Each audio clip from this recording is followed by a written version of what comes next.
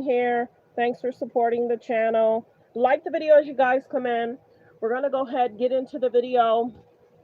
Young Miami, it's basically being reported that Young Miami wrote a character statement for Diddy ahead of his sentence. Let me know how you guys feel about that. Were you guys surprised that she did not take the stand? And then many are saying she probably didn't want to take the stand because she had, maybe they didn't have her take the stand because she didn't have anything negative to say. You know, basically that their relationship was different than the other women. So there's that. So like the video as you guys come in. Let me go ahead and do my disclaimer. Welcome to Let's Talk About It Media 21. We're going to get straight into the video. It's going to take people a few minutes to come in, but allow me a few minutes to get into the video. Let me know how you feel about her writing a statement. And will others write a statement?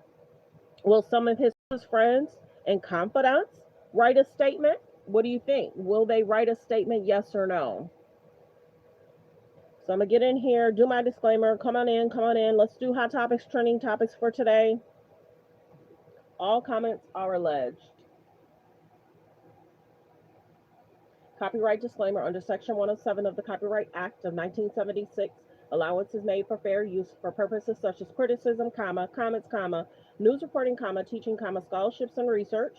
Fair use is used permitted by copyright. Fair use is used permitted by copyright statute that might otherwise be infringing. All comments are alleged, in our opinion, and for entertainment purposes only. We're going to go ahead and get into the video, and we're going to go from there. So like the video as you guys come in. Thanks for being here. You guys know I always have to do my disclaimer, so it takes a few minutes for people to come in anyway. Yesterday we did 3 lives. If you did not check those lives, go check out those lives from my channel. It was a very busy day yesterday, but we got a lot done. So we're going to go ahead and get straight into the Diddy video and what's being talked about and what's in the news. So like the video as you guys come in. Thanks for being here. I appreciate it. Lawyers for Sean Diddy Combs are urging a New York federal judge to sentence the disgraced music mogul to no more than 14 months in prison. Combs was convicted by a Manhattan jury in July on 2 prostitution-related charges. The judge has already rejected bail for Combs, signaling that he believes Combs must serve more time behind bars, despite being exonerated of the more serious charges against him. The Bad Boy Records founder has been jailed for nearly 13 months, meaning he'd go free almost immediately if the judge agreed. Combs is due back in court for sentencing on October 3rd. So he's due back in court for October 3rd. Like the video as you guys come in. We're going to go ahead and do another clip. Hold on one second. I'm gonna lower that. And then if people don't know what's going on, that way I can update you guys on that. So let's go in here. Like the video as you guys come in. Let's play the next clip. Come on in, come on in. Like the video as you guys come in. Just give me a few seconds because there's a clip that I'm going to play after that. We're going to play what the Breakfast Club has to say about Diddy as well. It's October 3rd, which is a Friday, and people have been waiting to see what is going to happen. So Diddy's team filed a sentencing packet, and in the packet they're basically pointing out again that they believe for the two counts of the Mann Act, which are the prostitution charges that he was convicted of, that they should only hold 6 to 12 months in prison on each count. They said this accurately reflects the seriousness of the offense laid out according to his federal conviction. Good morning. They mentioned that with all that being said, he's already done 13 months in the Brooklyn Metropolitan Detention Center. They point out how horrible the conditions are that he's been living in. They also mentioned that Diddy is now. Good morning, good morning. Gotta speak to my anonymous. Good morning, anonymous. I hope all is well. Thanks for telling people to smash that like button. Thanks for being here, anonymous. I appreciate you more than you know. Sober, and he's become sober, and this is the first time in 25 years that has happened, and that through the program that he's been, on to be sober, he's actually inspired other inmates. He also says that he has an incident-free record while behind bars. He also says that he realizes how destructive. But does he have an incident-free record, though? Does he? Wasn't there different allegations in regards to different inmate concerns? So am I wrong? I thought I heard that there was some incidents in the jail in regards to him following rules. I could be wrong. Let me play that back a little bit. Let me play that back a little bit. To his federal conviction. And they mentioned that, with all that being said, he's already done 13 months in the Brooklyn Metropolitan Detention Center. They point out how horrible the conditions are that he's been living in. They also mentioned that Diddy is sober, and he's become sober, and this is the first time in 25 years that has happened, and that through the program that he's been, on to be sober, he's actually inspired other inmates. He also says that he has an incident-free record while behind bars. He also says that he realizes how destructive his arrest and conviction have been on his reputation, which have horribly and terribly impacted his business and damaged his family. He also mentions that he has 7 children and an elderly mom who are, all relying on him still to this day for care and support. And because of all this, he's asking that he's asking the judge for a 14-month sentence with supervised release, with mandated drug treatment, therapy, and group therapy. That's like another year and some change. Yes. The prosecution wants what, 5 years, right? Yeah, men. Yes, they want a lot more than what Diddy's asking for. And basically, from the prosecution side, what they've always been saying is that he hasn't faced Like the video, fair use, reaction clip. enough consequences to really feel the impact of what he did, and they feel like he should, because he's basically used to being let off easy because of who he is and how he's been able to navigate things. But in this packet, there are some character letters that were submitted. One of them came from Young Miami. It's signed Carisha Brown Lee. So in this letter, she says, "Dear Your Honor, my name is Carisha Brown Lee. I'm a mother, daughter, sister, hip-hop artist who has spent many years in the public eye. I want to be clear that I cannot speak on or defend anything that may have happened before I met Sean Combs. I do not condone any wrongdoing. I can only speak from my personal experience from the man that I've come to know over the past 4 years." So she talks about in those years how they were in a public relationship. And she says she came to know a completely different person. She says that Diddy motivated her. He believed in her. He helped her grow both professionally and personally. And she says that she's writing this letter because she believes it's important to the court to know the side of Diddy that isn't always seen or spoke about. She says that he pours into others. He gave opportunities. He leads by example, and he is deeply loved. She also says that he helped shape her both professionally and personally. And not only did he motivate her, but he believed in her. He believed in her dreams. He was very present for her family because that's what he's known to do. He's a family man. No matter how busy he is, he never missed holidays or special moments with his family either. She says one of the most meaningful memories was when he took her to her first Met Gala. Y'all remember they were on the carpet and it was like such a big deal. Marnie, Beyonce's stylist. That's the picture right there. Like the video as you guys come in. Like the video. So did he start dating Young Miami to help clean up his image? It was a big thing. She says that it wasn't just about the event, it was about what it represented. Sean has always made it a priority to open doors for Black people, to make sure we are seen, heard, and valued in spaces where we've historically been excluded. That night reminded me that we belong in every room, at every table, and at every conversation.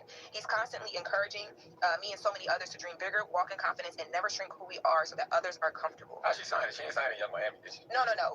It's Carisha Brown Lee. Okay. Yeah, she can't. That judge does not know all of those things. I respect the letter, though. Yeah, I was gonna say that's him from her perspective, what he has done for her and her family and everything like that. And so yes, and she talks about a lot of the inner work. She says that he's done a lot of inner work. He made the choice to check himself into anger management, start therapy, and continue physical healing through therapy.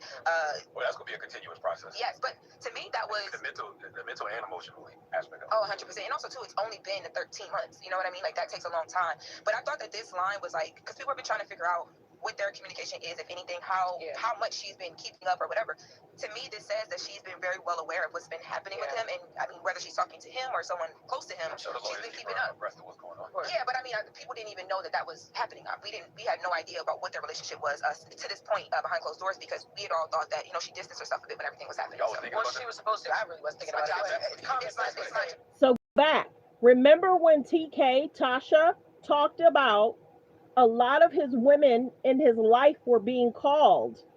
They were being called and they were being questioned. So did he get with Young Miami to help clean up his image? Says that she's been very well aware of what's been happening with him, and I mean, whether she's talking to him or someone close to him, she's been keeping up. Abreast of what's going on. Yeah, but I mean, people didn't even know that was happening. We had no idea what their relationship was to this point behind closed doors, because we had all thought. So who will he date when he gets out? Will he go back to Young Miami? Will he go back to there's a victim that's name is supposed to be redacted. Will he go back to her? So who will he date when he gets out of jail? So that's the big question too. Like the video. Don't forget to hit subscribe. That she distanced herself a bit when everything was happening. Y'all was thinking about she was supposed to. I really was thinking about it. It's my job too. It's my job too. Yep. Yeah. Common sense would just be like, yeah, she has to, because it would affect her business. That was nasty. That was pretty nasty trial. You know what I mean? Yes. She had to stay away for her business and what's best for her. So, yes. And the beauty of it is she didn't come up in none of the freak off videos. Yeah. Or anything. You didn't hear nothing about her having to collect semen to rub on his nipples. No, we didn't hear that. Yeah. So I had to take us back to the nipples, huh? but You ain't learned nothing. That was the most graphic part of the trial for this man. And we didn't even get to Somebody's not ever forget that ever. Yeah. Trying to wonder what that's something You will never make anybody forget. You won't let us forget. Yes. Coca Losa rubbed on your nipples. You won't think about that forever. Guys, a rock boy in the building. I wonder if therapy will take away all of those fetishes too. Like the video, like the video. Y'all let me know, is that going to wipe away or change how people feel or thought about him? We will see what the judge says and think. Many people are wondering if he's going to be able to be released coming soon. Will he get house arrest? Will he be released under house arrest? Many people are wondering what's going to happen in regards to this whole sentencing. What will the judge decide? You got to remember, the judge asked for other cases similar to Diddy's. So there's that. This is weird, right? Right, this is weird. Please tell me I can't be the only person left who finds this completely abnormal and chaotic. Let me know in the comments. Many people called out the ceremony. Please, dear Lord, there has to be other people out there from my timeline, because this I just watched for the first time in my entire life on the national stage the most hateful people in media I have ever heard. This is... So that's her opinion. We're going to also get to this. Many people called this out yesterday. Questions about this photo, so let's talk about it. Many people think that Erica is throwing up the devil's horn sign, but that's not at all what she's doing. This is the ASL sign language for I love you, which she's clearly pointing to the sky to show her love for Charlie. For reference, this is the devil's horn sign with just 2 fingers raised, not the thumb. From the flip side, this is what the devil's hand sign looks like. The conspiracy theories are absolutely out of control in regards to Erica, in regards to Charlie, and the whole thing. We need to be super careful that what we're saying is actually backed up by facts. The Bible actually warns about joining in with conspiracy theories, and it becomes almost like an idolization. It's participating in rumors and gossip, and it's very dangerous because you could be pushing people away from somebody that God is trying to use to draw them into Christ. I've been seeing people say that somebody that God is trying to use to... So that was the message. Remember, yesterday we played the clip and many people were saying that she was throwing up, but now she just cleared it up, saying that's not the right. The thumb has to be moved in and it's actual horns. So I kind of wanted to clear that up, just even for my page. We're just talking hot topics, trending topics. Here's the thing. Democracy sustains capitalism. Capitalism thrives in a democracy. And right now we are dealing with, as I called him at my speech on the ellipse, a tyrant. We used to compare the strength of our democracy to communist dictators. That's what we're dealing with right now, Donald Trump. And these titans of industry are not speaking up. And perhaps it is because his threats and the way he has used the weight of the federal government to take out vengeance on his critics is something that they fear, and I get that. I understand why they do. We've seen the demonstration of it. Perhaps because they want to please him and nominate him for a Nobel Prize. Perhaps it's because they want a merger approved or they want to avoid an investigation. But at some point, they've got to stand up for the sake of the people who rely on all of these institutions to have integrity and to, at some point, be the guardrails against a tyrant who is using the federal government to execute his whim and fancy because of a fragile ego. The American people who are repulsed by what Trump is doing and who are in public opinion polling very much against what he's doing, as you note in the book, are going to be turning their ire and their protest movement and their organizational capacity against these institutions that are failing as much as they are against Donald Trump himself and the administration, if that's the way the sort of resistance is headed. So, Warren, back to how you opened the show. I mean, talk about the power being with the people and the people making that clear with their checkbooks as it relates to the suspension of Jimmy Kimmel. We saw the power of the people over the last few days, and it spoke volumes, and it moved a decision in the right direction.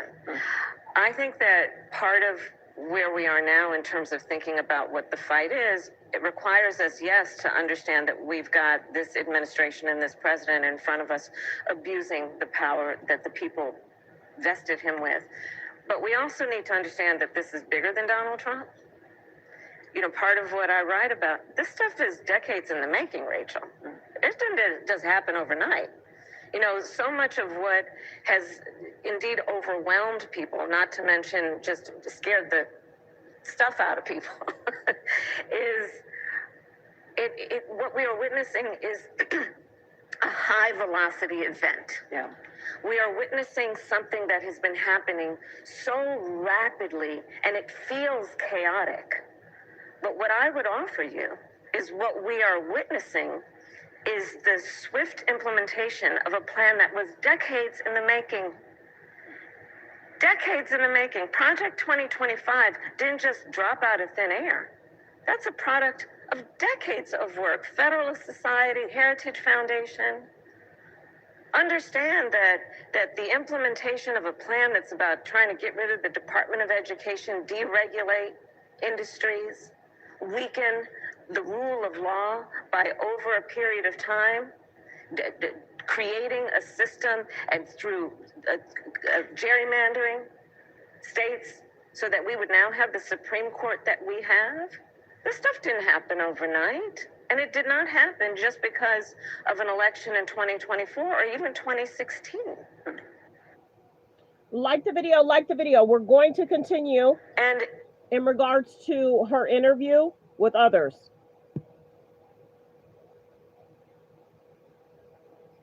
Kind of a run for president and a 2024 campaign for president have their own theory.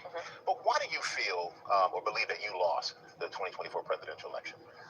Well, I talk about a lot of the factors that I think contributed to the outcome. But the reason I wrote the book is, Michael, it really was an unprecedented election. You think about a sitting vice president. So this is Kamala Harris sitting with ABC, Michael Strahan. Let's continue. Fair use reaction clip. You guys know we do hot topics, trending topics, so that's what we're doing right now. Running for re-election. 3.5 months before the election, decides not to run. The sitting vice president then takes up the mantle, running against a former president of the United States who had been running for 10 years with 107 days to go.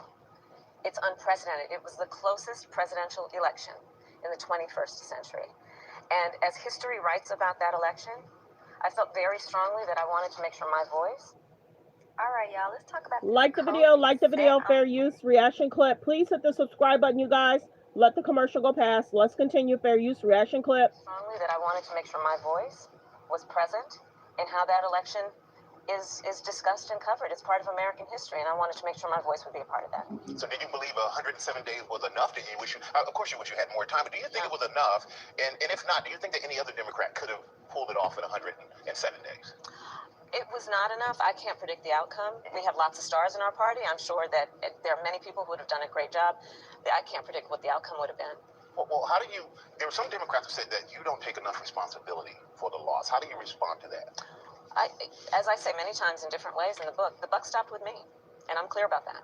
And there were so many factors. You know, one of the aspects of those 107 days that I think is important to remember as we go forward is that we have an individual in the White House, the President Trump, who in running for re-election made a lot of promises to the American people that he did not keep. I talk extensively about the fact he said that his main reason for running, and on day one, he was going to bring down prices. And I do believe a lot of people voted for him with that priority in mind. And look at where we are today. Inflation is up, the cost of food is up, unemployment is up. He did not keep that promise to the American people. And we also need to remember those 107 days around some other stuff that he said. Mass deportations, that he would weaponize the Department of Justice against his political enemies, that he would silence critics. And he has done that consistently. Mass deportations, you know, somebody told me recently a story about a fellow they were talking with who was a big supporter of President Trump when he was running. He's a Floridian, he's Cuban descent. And he shared the story of how his life partner, his wife, is now in deportation proceedings to be sent to Sudan.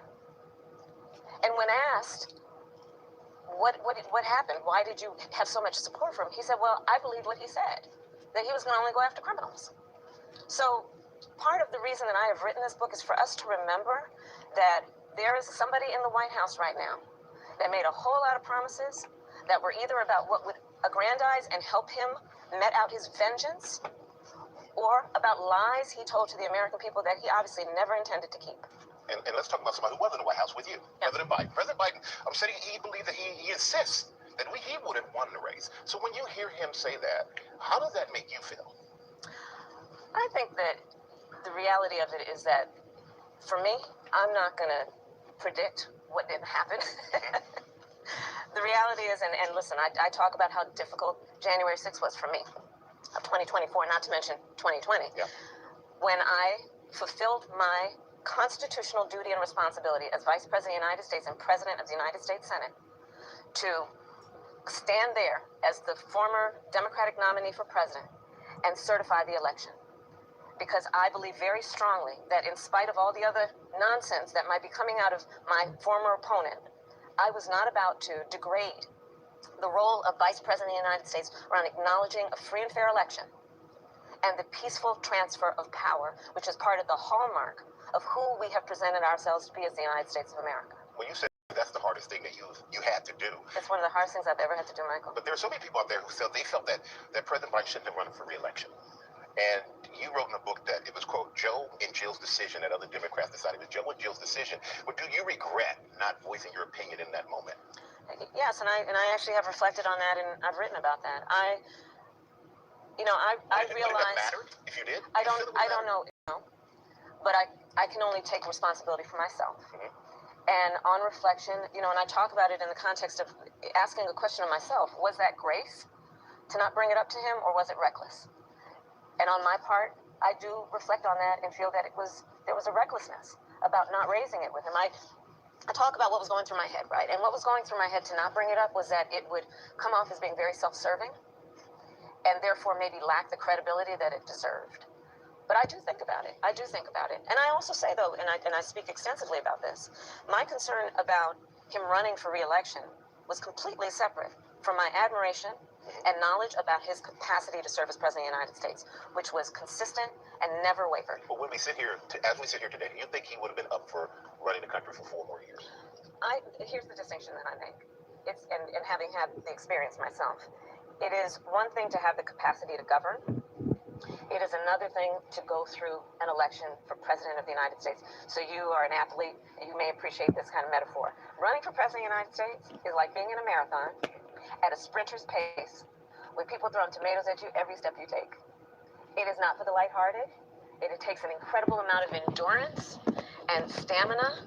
And can you imagine doing it while you are also carrying literally the weight of the world as being President of the United States? So the distinction I make about capacity to be president and what that election would require in that campaign, especially running against Donald Trump. Yeah, and running against Trump, you had the big debate that we all watched. And you said leading up to that debate, you got a call the day of.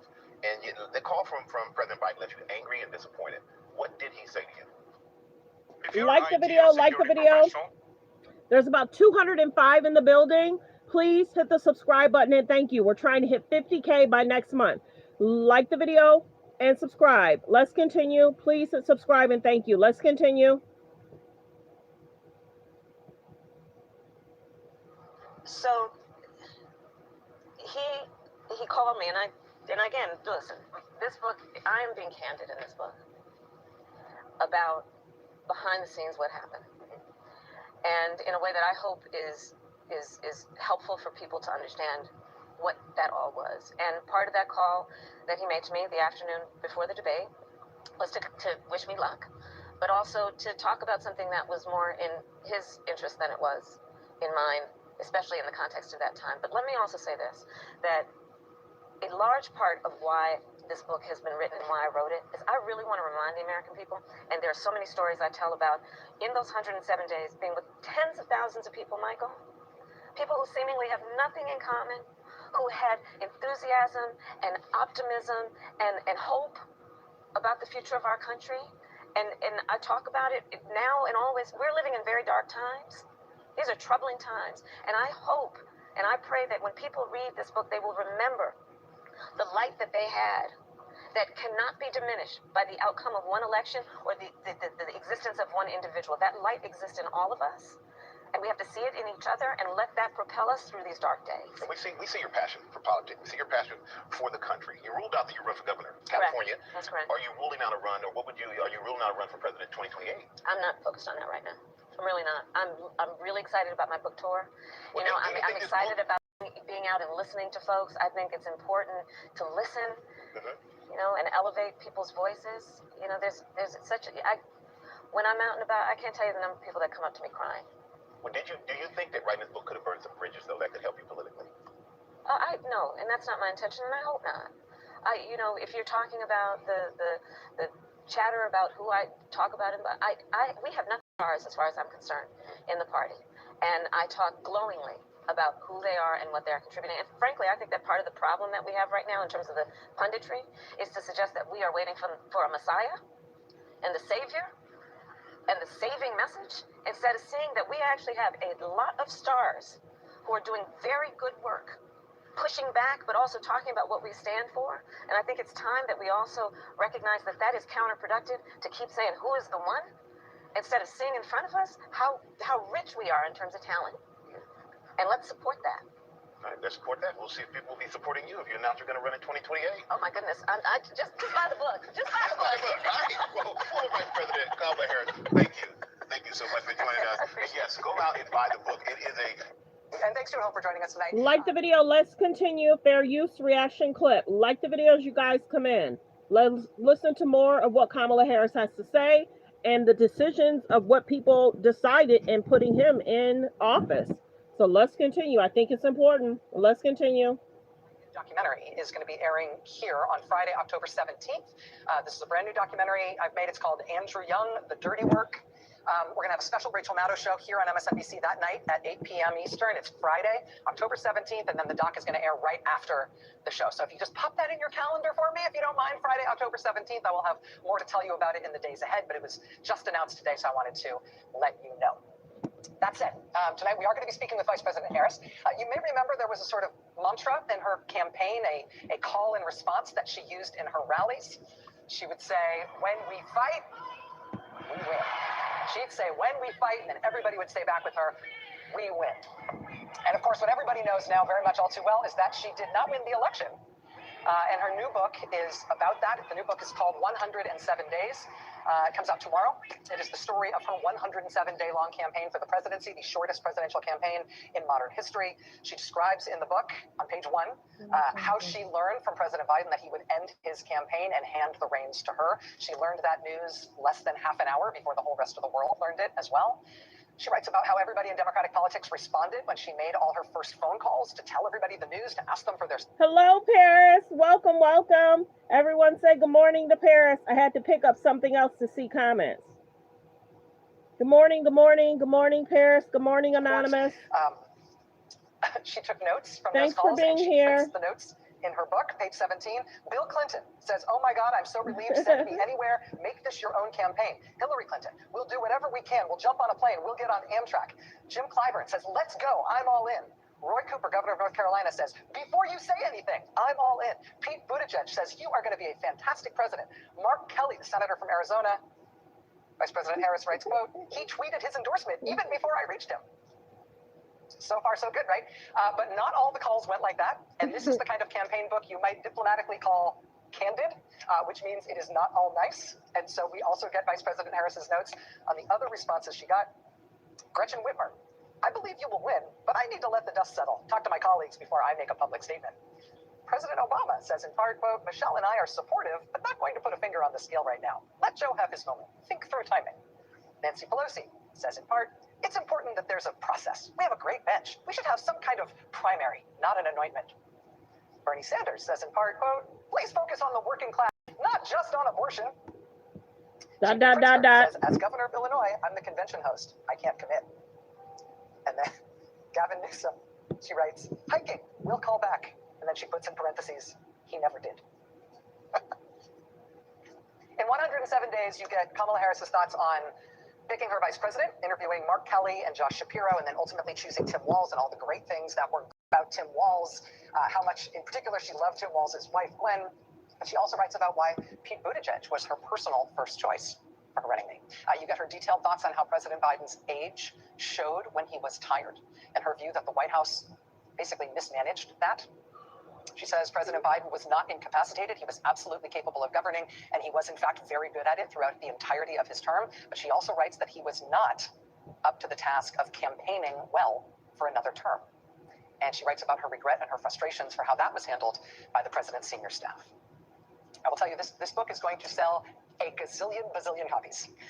And Vice President Harris's bluntness and clarity on those still very painful matters is going to be a big part of why. The book, as I said, goes on sale tomorrow. You will read it in one sitting. It is an unputdownable book. You should buy it. But here's the other thing about this book and about Kamala Harris in this moment. Will you purchase the book? Are you interested? Yes or no? Let's continue. Fair use reaction clip. When we fight, we win. I mean, this is where we are right now. These were protests on Thursday and on Friday and on Saturday and on Sunday and today, all about ABC taking comedian Jimmy Kimmel off the air after threats from the Trump administration effectively directing them to do so. And those protests were in New York and in Los Angeles, yes, but also in places like Central Washington State, Yakima, Washington, and in Mount Kisco, New York. We saw Vice President Harris herself join the calls condemning the Trump administration and ABC for doing that. She put out a statement last week calling it an outright abuse of power. We saw statements of protest from her, from President Obama, from the former president of Disney, ABC's parent company, Michael Eisner. We saw pushback from every other comedian in TV who Trump has pushed to get rid of, including Stephen Colbert, who CBS should maybe uncancel now that everybody can agree what cowards they were too. We saw statements of protest from basically all of Hollywood and the music business and the unions and the ACLU and every celebrity you've ever heard of, and people canceling their Disney Plus subscriptions, and people who make shows and movies for ABC and Disney saying they would never make shows and movies for that company again as long as this decision stood. And what do you know? When we fight, we win. ABC this afternoon decided, okay, let's throw this in reverse. Jimmy Kimmel will be back on the air tomorrow night. And as for Stephen Colbert on CBS, stay tuned. Because, of course, his firing is just as indefensible, if not more so. In this new book, in 107 days, Vice President Kamala Harris writes about predicting how bad Donald Trump would be in his second term as president. She says, quote, I predicted all that. I warned of it. What I did not predict. At KPMG, we make the difference. Like the video, fair use. There's about 267 in the building. There's about 267 in the building. Please hit the subscribe button and thank you. Continue to hit the like button and thank you. Let's continue. Fair use reaction clip. Let's let the commercial go past. Commercial go past. Give it a minute. Please hit subscribe. Let's continue. Fair use reaction clip. What I did not predict was the capitulation. About the groveling, scared, rich owners of the LA Times and then the Washington Post pulling their papers' endorsements of her just before the election. She says, the pre-capitulation of these powerful billionaires alarmed and dispirited me. As it turned out, they were early adopters. Of the feckless posture that would be embraced by a raft of business leaders and institutions once Trump was elected. They had just been the first in line to grovel. And then she says this about what she'll do now. She writes, quote, I wanted a seat at the table. I wanted to make change from inside the system. Today, I'm no longer sure about that because the system is failing us. At every level, executive, judicial, legislative, corporate, institutional, media, every single guardrail that is supposed to protect our democracy is buckling. I thought those guardrails would be stronger. I was wrong. But now, of course, the election is over. The election now over. The fight that we're in now is to shore up those guardrails, to rebuild them where they have fallen, to make powerful people less cowardly somehow, to stop people and institutions from capitulating. And if they do capitulate, the job now, the fight now, is to get them to see they were wrong to do so and to get them to reverse themselves. That is the fight now. Kamala Harris says, when we fight, we win. Turns out that may be more important than ever after an election that you did not win. Joining us now for her first news interview since the election is former Vice President Kamala Harris. Madam Vice President, thank you. Thank you, Rachel. It's good to see you. It's good to be here. It's weird to talk about you with you sitting here and me pretending you're not here. Oh, it was awkward for me too. Okay. How have you been? Okay, so now they're about to do the interview. Please hit the subscribe button. Let's continue. Fair use reaction clip. I'm well, all things considered. Yeah. I'm well. How have you been taking care of yourself since the election? You know, I have an incredible family. I've been spending more time with them than I had for quite some time, cooking, and writing, and reflecting, and talking to a lot of people, making a lot of calls, receiving a lot of calls. So I've been busy. Let me talk to you about this capitulation thing. Yeah. This really landed with me. I feel like we're all in the middle of it, but you articulating it in the way that you do, you've become the patron saint of "I told you so," in terms of people understanding the sort of warnings and predictions that you made about what Trump would be like. And you say, I predicted all of that. I warned of it. What I didn't predict was the capitulation. The billionaires lining up to grovel, big media companies, universities, so many major law firms, I will note, including your husband's. Yeah, and he spoke out about it. He's been very vocal in criticizing it. He said they've all been bending to blackmail and outrageous demands. Yeah. Why did you not predict the capitulation? And what do you make of the effort to try to put some steel in the spine of those institutions? So, as you know, I am a lifelong public servant. And but I've worked closely with the private sector over many years. And I always believed that if push came to shove, those titans of industry would be guardrails for our democracy, for the importance of sustaining. Be kind in comments. This is Paris. Paris is back. So be kind in comments. I don't play about myself. I don't play about Paris. I don't play about Anonymous. I don't play about, there's a few I don't play about. Be kind in the comments. The person was saying they don't care, go over to your page and do your ish. Let's continue. Fair use reaction clip. Democratic institutions. And one by one, they have been silent. They have been, yes, I use the word feckless. It's not like they're going to lose their yacht or their house in the Hamptons. And here's the thing. Democracy sustains capitalism. Capitalism thrives in a democracy.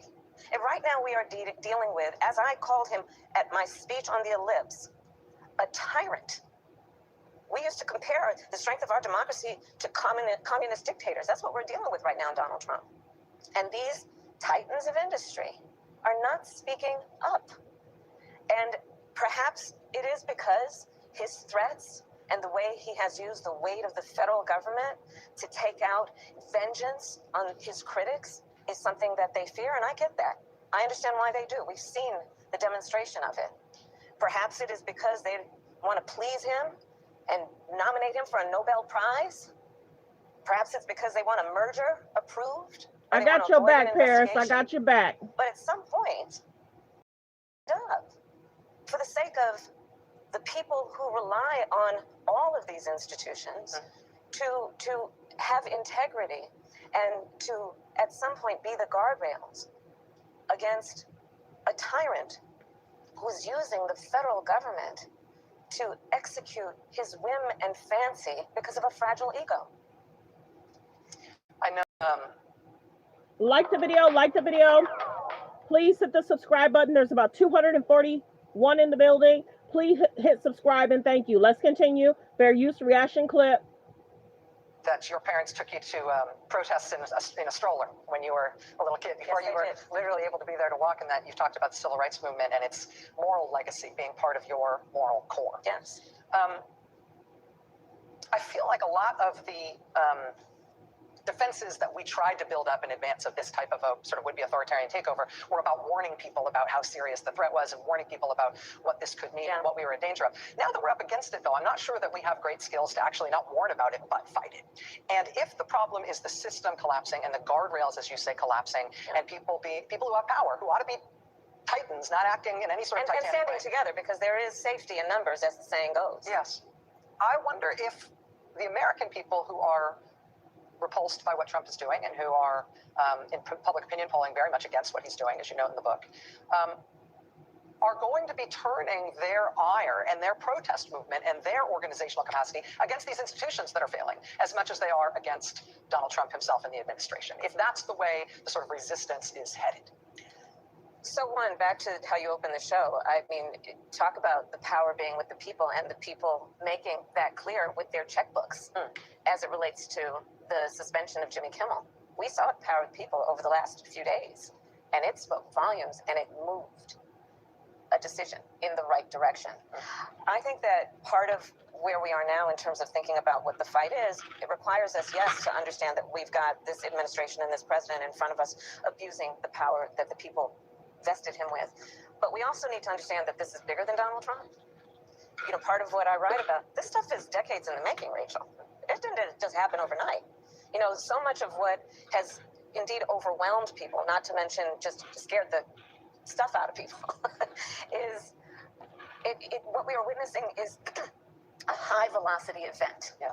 We are witnessing something that has been happening so rapidly, and it feels chaotic.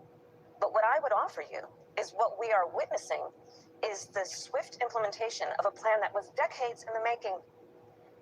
Decades in the making. Project 2025 didn't just drop out of thin air. That's a product of decades of work. Federalist Society, Heritage Foundation. Understand that the implementation of a plan that's about trying to get rid of the Department of Education, deregulate industries, weaken the rule of law by over a period of time, creating a system through gerrymandering states so that we would now have the Supreme Court that we have. This stuff didn't happen overnight, and it did not happen just because of an election in 2024 or even 2016. So when we talk about where the fight must go, there is the aspect of it that is about the immediate moment, such as the weight of the federal government being used to silence critics, citizens, and it must be about understanding that this did not just happen overnight, and we have to pay attention to an agenda that is not going to necessarily go away when this guy is finally termed out of office. Well, let me ask you on that gerrymandering front. The White House has been very aggressive, pushing Republican-led states to gerrymander their maps to effectively give Republicans a major edge heading into the midterms next year. That has to related responsive Democratic efforts, including in your home state of California. Do you support Democrats' effort to kind of fight fire with fire there? Will you be involved in that California measure, for example? I absolutely support it. You mentioned Gavin earlier. By the way, Gavin has a great sense of humor, so you know, he's going to be fine. But did you warn him about the hiking thing? You did. Yeah, I've known Gavin forever. He literally has a great sense of humor. But let me say about what he is doing with redistricting, it is absolutely go. Part of what we've got to, I think, challenge ourselves to accept is that we tend to play by the rules. But I think this is a moment where you got to fight fire with fire. And so what Gavin is doing, what the California legislature is doing, what those who are supporting it are doing to say, you know what, you want to play? Then let's get in the field, let's get in the arena, and let's do this. And I support that. Speaking of a sense of humor, your book is very funny, which I think helps a lot, given that there's a lot of difficult material. Yeah. I'm going to read something where I have to bleep myself in the middle of reading it out loud, sort of. This is the part when Trump told an audience, National Association of Black Journalists, told them that you happen to turn black and that you now wanted to be known as black. You say, on the plane that day when I first heard about Trump's remark, we patched in Brian Fallon, your senior advisor, communications advisor, on a call to strategize a response. Brian wanted me to punch back with a big speech about my racial identity, like the one Obama had given. I'll just say, I was so pissed that I didn't hold back. Are you effing kidding me? I was not about to take Trump's bait. He lies all the time, I told Brian. He throws out outrageous statements to distract from the real issues. Quote, today he wants me to prove my race. What next? He'll say I'm not a woman and I need to show my vagina? Dot. Say that. Brian, on the other end of the phone, fell silent. I imagined the deep crimson of his blush. All right, so first of all, you made me say it. I really have. Yes, but how do you decide? I mean, in the moment, particularly when it's so ridiculous, it's funny. How do you decide when to not take the bait and stay off the terms that he's trying to set for the debate, and when to punch back? What did you learn about that in the process of going up against him? So, you know, I also talk about, you know, the first 2 weeks that I was the top of the ticket, we had no polling, because no polling had been done on me. So it was my gut. Yeah. And so I came up with this speech that actually was about, you know, I was a prosecutor. I dealt with people who engaged in sexual abuse. I was attorney general. I took on people who engaged in fraud, on and on and on. And so I know his type. I remember this line, yeah. And because there is, there's something about in the English language that phrase, I know his type, that does a lot of work for you. Because it's something we all relate to, whether it was that boss, it was that person, whatever. Like the video, fair use reaction clip. Please hit the subscribe button and thank you. Continue to hit the like button and thank you. We're trying to hit 50K by next month. Please hit subscribe. Let's continue fair use reaction clip. And so the character that I knew I was running against is someone, because he has shown it also. I mean, he did it with President Obama. He did it with Secretary Clinton. He throws this stuff out that he thinks will be an individual's weakness or Achilles heel, with the intent to distract from the fact that, as it was in this campaign, he had no plan for actually bringing down costs and prices for the American people. He had very few plans for what he would actually do that was about the American people and not about an execution of his vengeance on his enemies. And I wasn't about to fall for that bait. And the stakes were too high. The stakes were too high. You can't get in the gutter with that guy, because that is the way that he distracts from the fact that, for example, right now, he promised the people who voted for him that on day one he'd bring down prices. And I do believe, Rachel, that's one of the main reasons that the people who voted for him elected him, because they believed he would do it. He lied. We're now in a position where unemployment is up, inflation is up, the cost of groceries is up. So, as the folks used to say, don't fall for the oak. Just don't. All right, lots more to ask you. We'll be right back with Vice President Kamala Harris. Her new book is called 107 Days. It comes out tomorrow. It's going to be a massive bestseller. We've got more with Vice President Harris. Just ahead, stay with us. We're here live with former Vice President Kamala Harris. Her new book about her 2024 run for the presidency is called 107 Days. It's out tomorrow. Madam Vice President, I have to ask you about the part of your book that has people most upset thus far, which is some of your writing about the decision around the president abandoning his re-election campaign, the timing there and how it's handled. You say in part, page 46, it's Joe and Jill's decision. We all said that like a mantra, as if we'd all been hypnotized. Was it grace or was it recklessness? In retrospect, I think it was recklessness. The stakes were simply too high. This wasn't a choice that should have been left to an individual's ego, an individual's ambition. It should have been more than a personal decision. Whose decision should that have been? How should that decision have been made? So when I write this, it's because I realize that I have and had a certain responsibility that I should have followed through on. Which is, and so when I talk about the recklessness, as much as anything, I'm talking about myself. There was so much, as we know, at stake. And as I write, the where my head was at the time is that it would come off as being completely self-serving. If you said to President Biden that you did not think he should run again. Yeah, or even that he should question whether it's a good idea. But I think that, one of the reasons I wrote this book, Rachel, is there are actually a number of reasons. One that it is unprecedented, right? To your point of what you said in your opening, we had a president of the United States running for re-election, 3.5 months from the election, decides not to run. The sitting vice president enters the race against a former president of the United States who's been running for 10 years with 107 days to go. And it ended up being the closest presidential election in the 21st century. And there was so much about those 107 days that, for me, and this is really a behind-the-scenes look at those 107 days, was about seeing people who seemingly had nothing in common coming together by the thousands with a level of optimism and, dare I say, joy about the possibilities for America. And I hope to remind people about that light that people brought to it, and to remind people that light is still there. And we can't let that be extinguished by an election or the individual who's in the office right now. Because to the point of all those folks who got out and protest about the Kimmel suspension. And about everything else that people protest. Right. In the variety of ways, whether it be going to a protest or being, with their pocketbook or getting engaged in local and state and federal elections, they'll make a difference. And they've made a difference. And I guess the last point is that we've got to really remember that this person who's in the White House promised a whole lot of people who supported him and voted for him that he would do one thing which is bring down costs and prices. And he lied to them.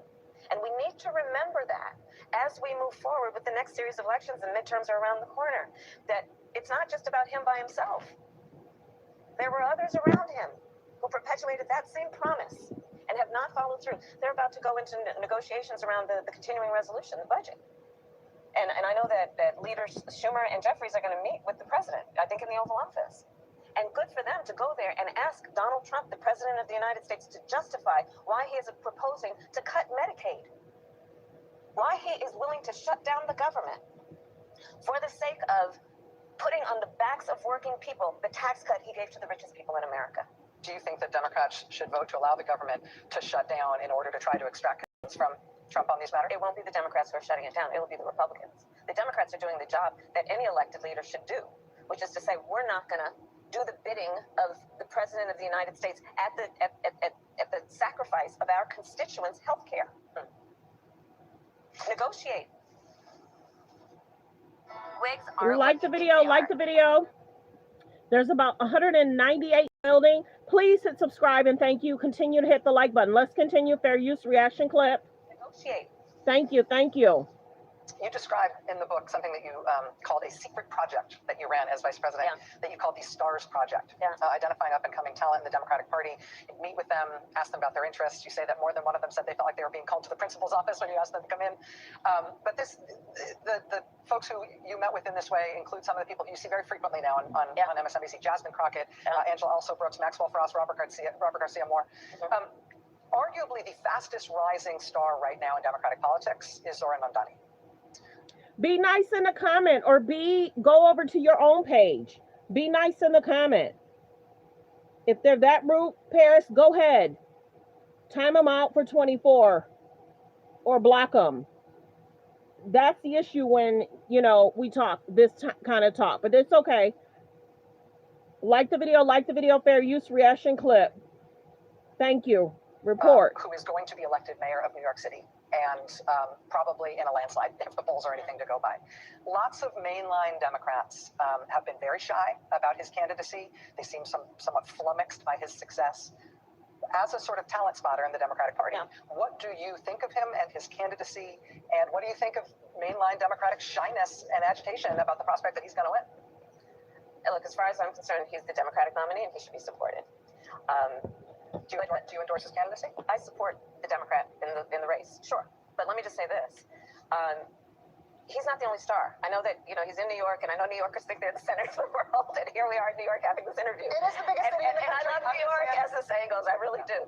But, there are people like Barbara Drummond in Mobile, Alabama, Helena Moreno in New Orleans. They're all running for mayor, too, and they are stars. So I hope that we don't so over-index on New York City that we lose sight of the stars throughout our country who are right now running for mayor and many other offices, governor, and so on. So that's where I am. We got a big tent, and we got a lot of stars. 2026 is shaping up to be an election that is going to be filled with Democratic primaries, though. And a lot of mainline Democrats in their 70s and 80s are going to be facing challengers in their 30s.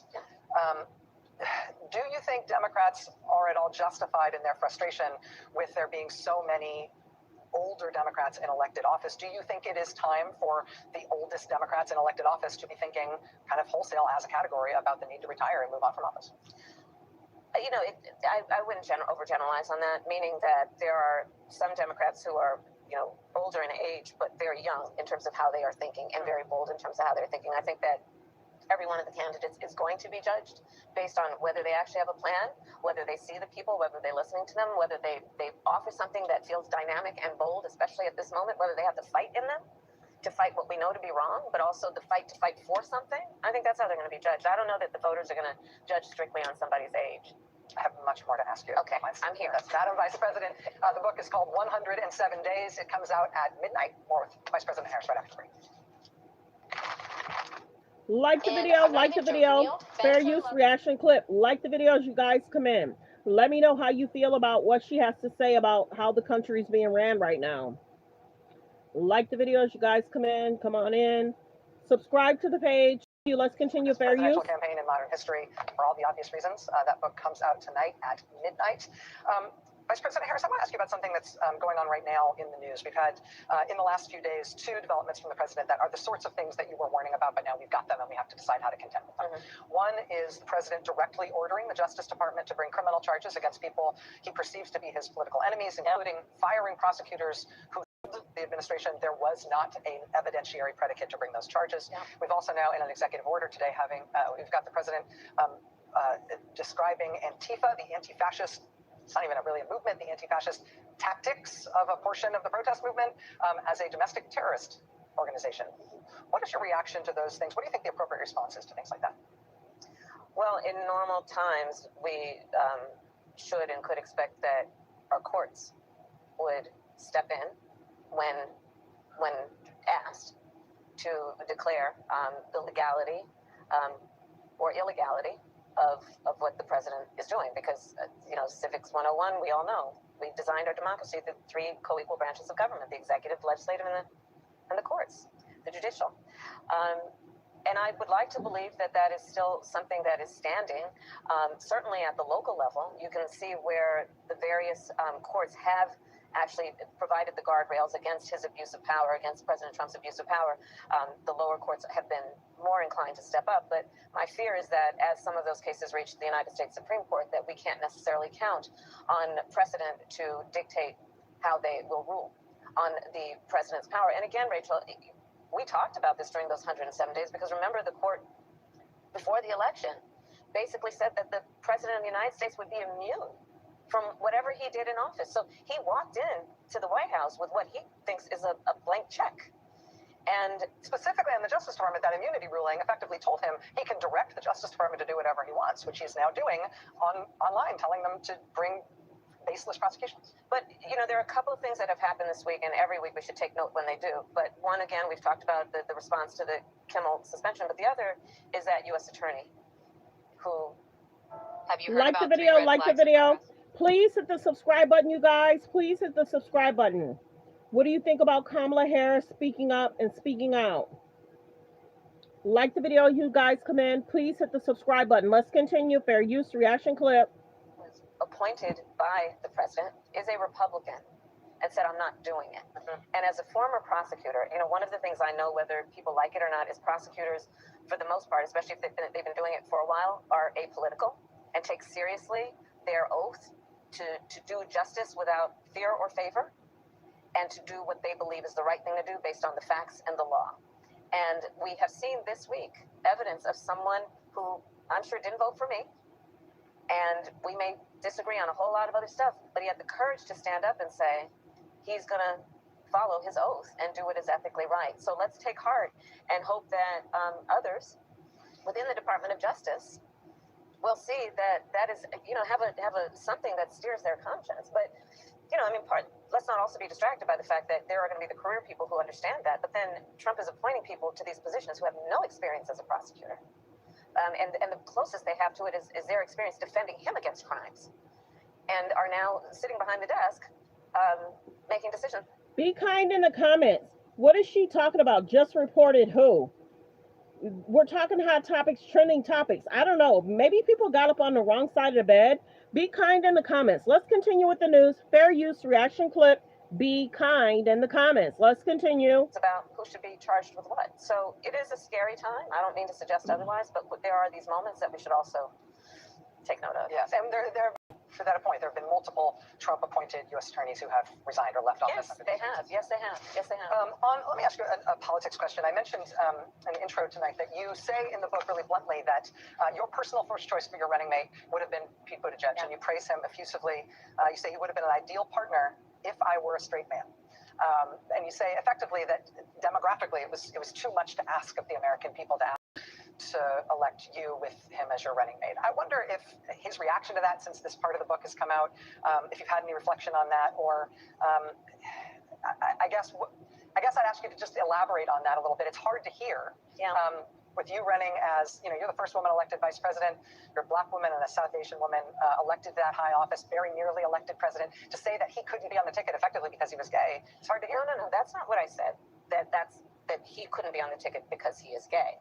My point, as I write in the book, is that I was clear that in 107 days in one of the most hotly contested elections for president of the United States against someone like Donald Trump who knows no floor, to be a black woman running for president of the United States and as a vice presidential running mate, a gay man, with the stakes being so high, it made me very sad, but I also realized it would be a real risk. What's up, fam? Please hit the subscribe button. Please hit the subscribe button. You guys let me know. Is there still a lot of word salad? Like the video. Please hit subscribe. There's about 229 in the building. Please hit the subscribe button. Let's continue. Fair use reaction clip. Do you guys understand what she's saying? Do you feel this is a way for her to make money? Her writing the book. Let me know in the comments. We had such a short period of time. And the stakes were so high. I think Pete is a phenomenal public servant. And I think America is and would be ready for that. But when I had to make that decision with 2 weeks to go, you know, and maybe I was being too cautious. You know, I'll let our friends, we should all talk about that. Maybe I was. But that's the decision I made. And I, as with everything else in the book, I'm being very candid about that. Yeah. With a great deal of sadness about also the fact that it might have been a risk. Will you consider running in 2028? That's not my focus right now. I know it's not my focus at all. I know It really isn't. You know, Yeah. Well, let me. I know you're not considering it now, but are you saying when you said you're not? And if she does run, will those same donors help and assist her? Remember, go back and look at the video. Her campaign people were speaking out in regards to the donations. Go back and look at those videos we did regarding that. Like the video. Please hit subscribe and thank you. Going to run for governor of California. Correct. Were you saying you were never going to run for anything ever again, or were you just saying I'm not going to run for that office right now? That was the decision before me, and I made the decision not to run for governor of California. By the way, there are a lot of great candidates running, and I love my state, and we want somebody to definitely follow in the footsteps of Gavin. And Paris, I'm wondering who came up with the word salad, because they kind of got it right. A lot of us didn't understand what she was saying. If she was as well-spoken as like other women that speak on media or in news, we probably would have got it. But many people were like, what is she talking about? What is she saying? Answer the question so we can move on. We were so confused back then. Remember? We were playing videos. We were like, come on, Kamala, answer the question. We were trying for her to get it right. And it's just, people just did not get some of the stuff.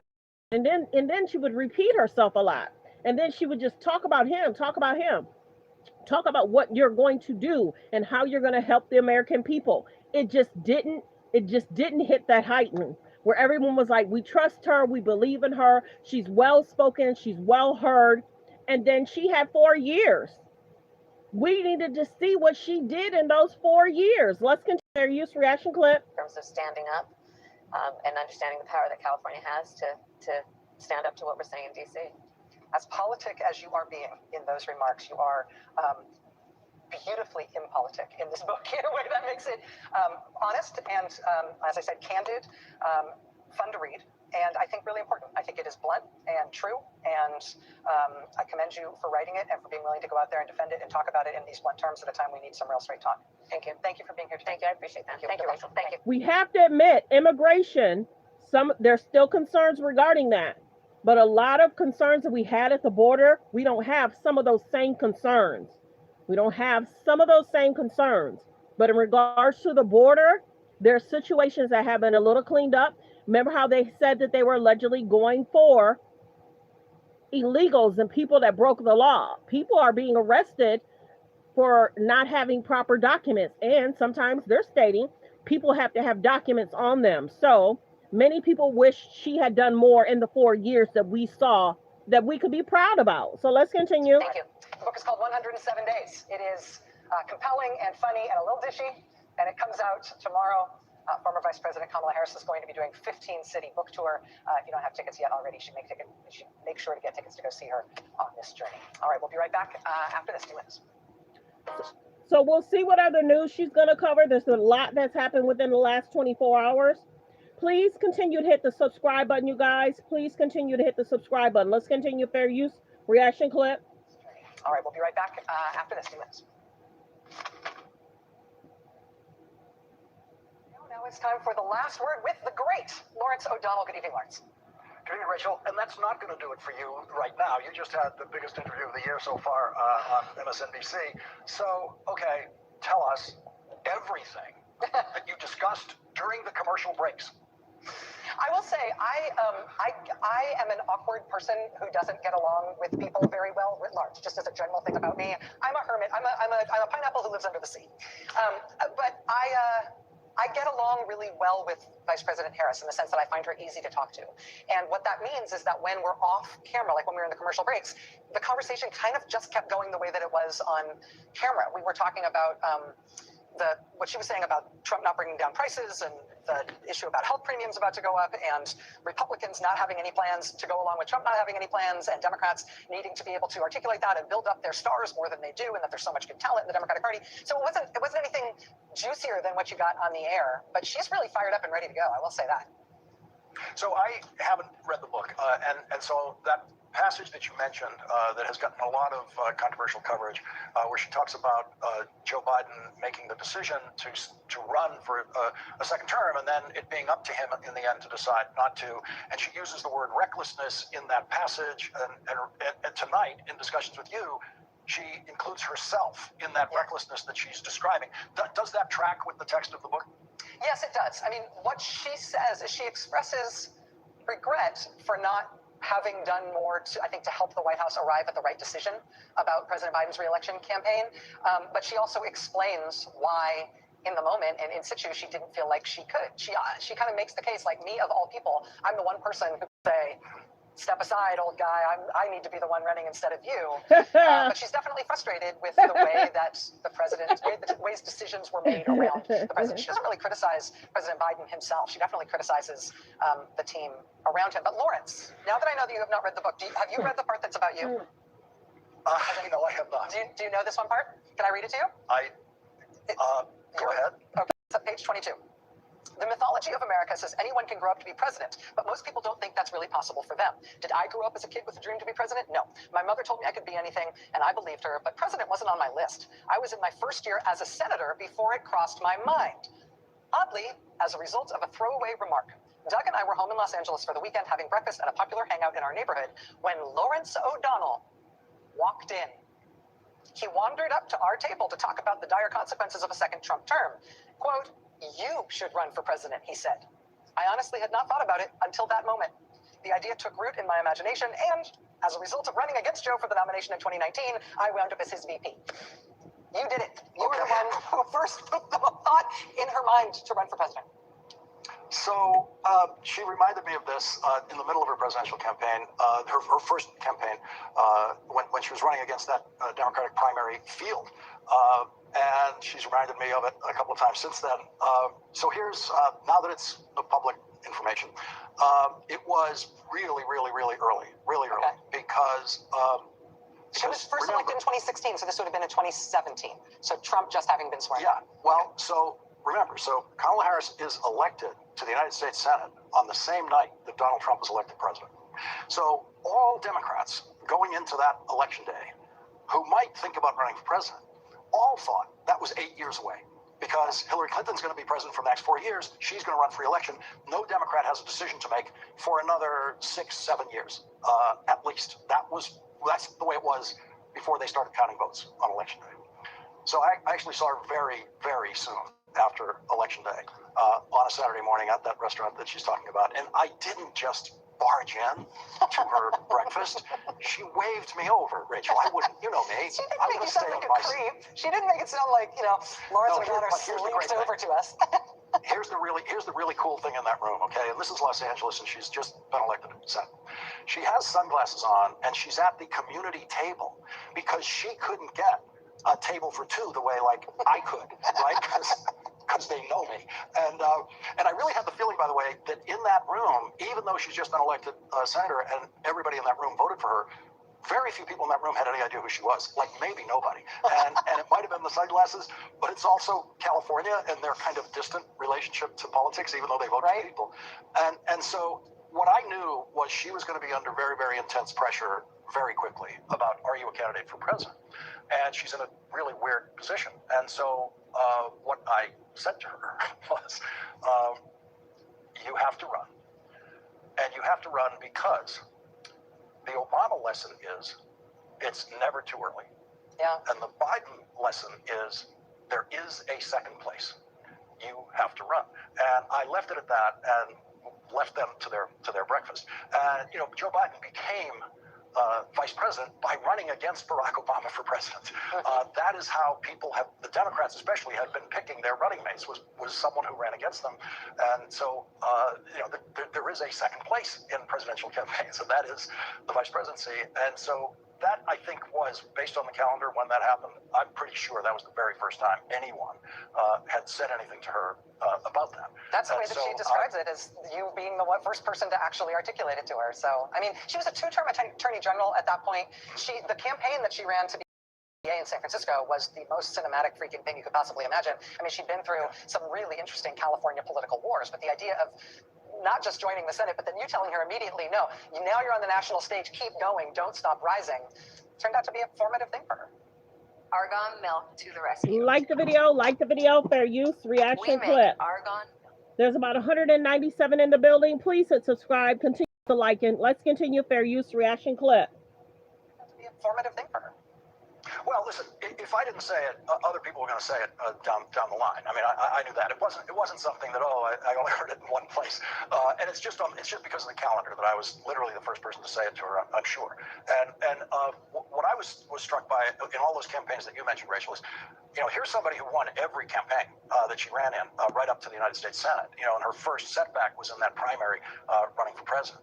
And so she was a winner in California politics. As you know, she was on this program for the first time when she was San Francisco district attorney, again when she was attorney general, and I remember someone telling me, you know, before I ever knew anything about her, you know, someone in Hollywood telling me about her and talking about her. This was basically black political Hollywood already knew about her, and they were talking about her as the term they were using was the female Obama, meaning a black woman who could go all the way, who could go as far as Barack Obama. And then the first time someone brought me to see her speak somewhere, I saw that, and I thought, well, yeah, she could absolutely go all the way.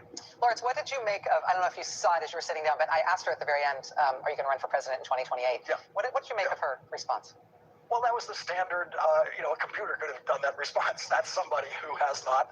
But she's not a computer. She has body language and, you know. Oh, no, but that's the answer you give when you might and you might not. You know, she absolutely might. That's the answer that says, in effect, I guess the translation for that is, I might. That would be the fair translation of that in American politics. And I'm so glad you asked it. It was one of the things as I was sitting there, and it's the only thing, by the way, because I never, in your interviews, I'm always just living in the interview. And as I was noticing the minutes, though, and I thought, is Rachel going to ask her if she's going to run? And you did. And so thanks for that. And I'm sure that's going to be one of the headlines that you create by that. But Rachel, and by the way, this was, I don't know if it felt this way to you, but certainly for me watching it, this was Vice President Harris at her best. You brought out the best about her, I think. And being, did she answer the questions correctly? Did she do well in speaking? That's what he's basically trying to say, that he might have understood what she was saying in that interview without insulting. Let's continue. Fair use reaction clip. The way that she took on every one of these questions that you asked, the way she gave each one of your questions a fair response. She wasn't avoiding anything except possibly that last one about, are you going to run for president? It seems very unlikely that at this point her mind would be made up about that. I mean, how do you make your mind up about that without having some infrastructure to base it on? And we know she doesn't have any campaign infrastructure right now. It is interesting. She's doing this very big book tour. She's doing this 15-city book tour. She says she's structuring it basically to do a lot of listening. Like I think she's eager to get back out into the country and start talking to people and listening to people again to figure out if it's the right thing to do. In part, to figure out if it's the right thing to do. So is the book? YouTube music app. You can start over. Is the book gonna try and kick off her possibly trying to run again? Do you think people want her to run again? Since the alleged race was a little close, are people wanting her to run? Please hit subscribe, you guys. There's about 301 in the building. Please hit subscribe and thank you. Let's continue. We've ever seen, and it was by far. Everyone thought he is going to run for president, and he didn't in the end.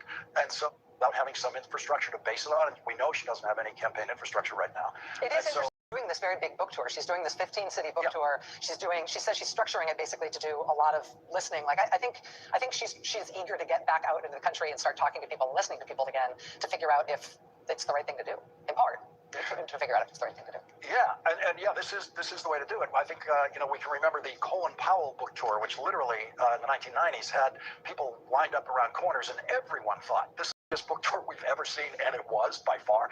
Everyone thought he is going to run for president, and he didn't in the end. And so I think we'll know when and if she announces. I think it might be hard to tell at any point before that. But Rachel, what else besides page, what is it, 22 about me?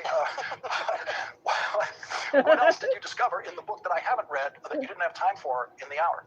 Oh, there's a lot in it. I mean, the stuff that I'm really focused on, as you know, like I'm not the world's greatest authority on Democratic Party politics. There's definitely a lot on how things work inside the Democratic Party, different Democratic Party sort of capabilities and incapacities, I would say. Certainly she is bordering on caustic when it comes to describing the political operation around President Biden. When President Biden was still running for re-election, she says that the political briefings that were run for the campaign, I think the actual phrase she uses is made no sense to me. She quotes one of her own staffers describing them as a dog and pony show. She's just caustic in terms of whether or not the political operation around President Biden was serving him well. And so that's interesting stuff, and it's important. I think it's important in terms of reckoning with what went wrong and the timing on everything. But I'm really also very interested. I mean, she's, like you said, she was very successful in California politics, brought a really interesting and accomplished resume and history in politics and as a public servant to being a United States Senator, which is what she brought to being a vice president. And therefore, I'm kind of interested not just in what she did before, but what her leadership prescription is now. And the other thing about which she is utterly caustic is the way institutions and powerful people have failed the country. Not just, she says Trump's doing what we knew he was going to do, what she told us he was going to do, and she's right about that. What has failed and what has been a surprise are the institutions in our country that we expected more from. And that diagnosis, I think, is really important. And it's important not just as like a caption for what's going on, it's the prescription for what needs to be done to get us out of this mess. We need better institutions. We need better elites. We need better powerful people. And even if the Trump administration reacts to protests by sending in the Marines, Disney doesn't. And the other institutions that we've got that are failing, the law firms don't, right? The universities don't. The other institutions that we've got that are failing are susceptible to public pressure and political pressure, and they ought to be being subjected to more of it because we need them. You can't just do it without them. We need our institutions and our elites to be not capitulating. And so that's the project of the American people who are trying to stand up for our country right now. And her articulating it that way is, to me, just really helpful and clarifying and sort of cuts through a lot of the dross that we're otherwise talking about too much. Like the video, continue to hit subscribe, you guys. Thanks for tuning in. Thanks for being here. Thanks for being kind in the comments. Let's continue. Fair use. Dross that we're otherwise talking about too much. Hey, Rachel, you know how we have those digital cameras, the digital clocks right under our camera? I normally look down and it says 4 minutes after the hour when we've had a long chat. It now says 14. So that's a record. But before you go, because I know you have to go, I want to go back to the very first thing you mentioned in your hour, which is your new documentary about Andrew Young. I didn't know you were working on that. I'm fascinated by Andrew Young. He's one of the real political pioneers, and he had a pretty big career before he ever got into politics. When will we see? It's on this network on a Friday night, I think you said. It is. It's going to be. Thank you for asking. It's Friday, October 17th. So I have this production company which is called Surprise Inside. Our first documentary was the one about Lev Parnas from Russia. That premiered to a huge audience here on MSNBC. It got nominated for an Emmy. It was something I'm really proud of. This is our second documentary project, and it's the first of a couple projects I'm going to be rolling out before the end of the year, which are both. Okay, let's continue. Fair use reaction clip. Let's continue. So as you guys know, Jimmy Kimmel was back. We did talk about this. I will replay that because many questions happened yesterday. Photo, so let's talk about it. Many people think that Erica is throwing up the devil's horn sign, but that's not at all what she's doing. This is the ASL sign language for I love you, which she's clearly pointing to the sky to show her love for Charlie. For reference, this is the devil's horn sign with just 2 fingers raised, not the thumb. From the flip side, this is what the devil's hand sign looks like. The conspiracy theories are absolutely out of control in regards to Erica, in regards to Charlie, and the whole thing. We need to be super to Erica in regards to Charlie. All right, I've already gotten questions about this photo. So we wanted to clear that up. So we cleared it up. Many people are calling out the event. We already talked about Diddy and Young Miami. If you're just not coming in, she wrote a letter of character, like a character statement. Did Diddy get with Young Miami to help clean up his career and his image in regards to women? If you don't remember, TK had mentioned they were looking at him. They were talking to his ex-girlfriends. So did he utilize Young Miami to say, no, I have normal relationships, I've changed? So that's something that we need to look at. What will the judge say? What will the judge do? What will his sentencing be? Will he get time served? Let me know in comments. Will he get over 5 years? Let me know in comments. Will he get over 10 years? Let me know in comments. When a man knows that he's being watched, looked at, and evaluated, he will switch up. So did he start dating Young Miami to switch up and change the narrative? We understand what happened to Cassie. Disgusting. We understand what happened to the other women that took the stand. What they dealt with. Why would a man want to have his woman sleeping with other people? Why? What?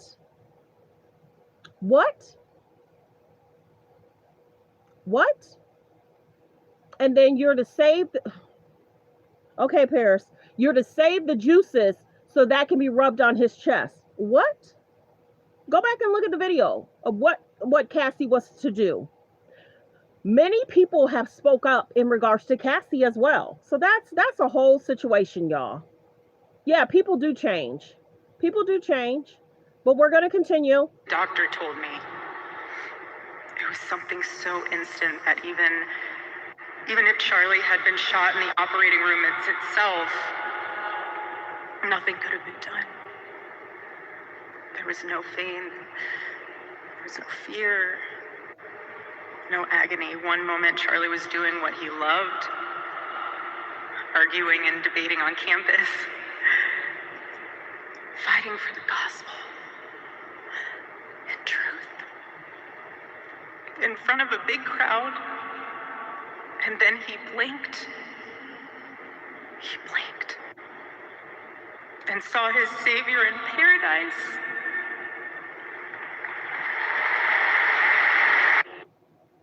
Okay, so if your spouse, we're not going to be, prayers go out to the friends, family, condolences. If your spouse was speaking, would you have more protective orders in regards to having them behind a bulletproof shield, golf cart, any events? He's behind protective where nobody could throw anything, no cans, nothing could penetrate if something was to happen at one of these campuses. Now, go back and look at, because people aren't talking about that. That's why my page is a little bit different. Charlie Kirk, and prayers go out to him.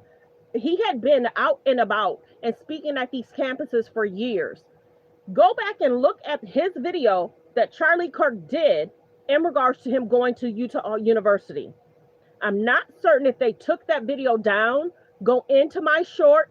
You'll see that Charlie Kirk is speaking to Utah University campus, and they're talking about, they were protesting about him going.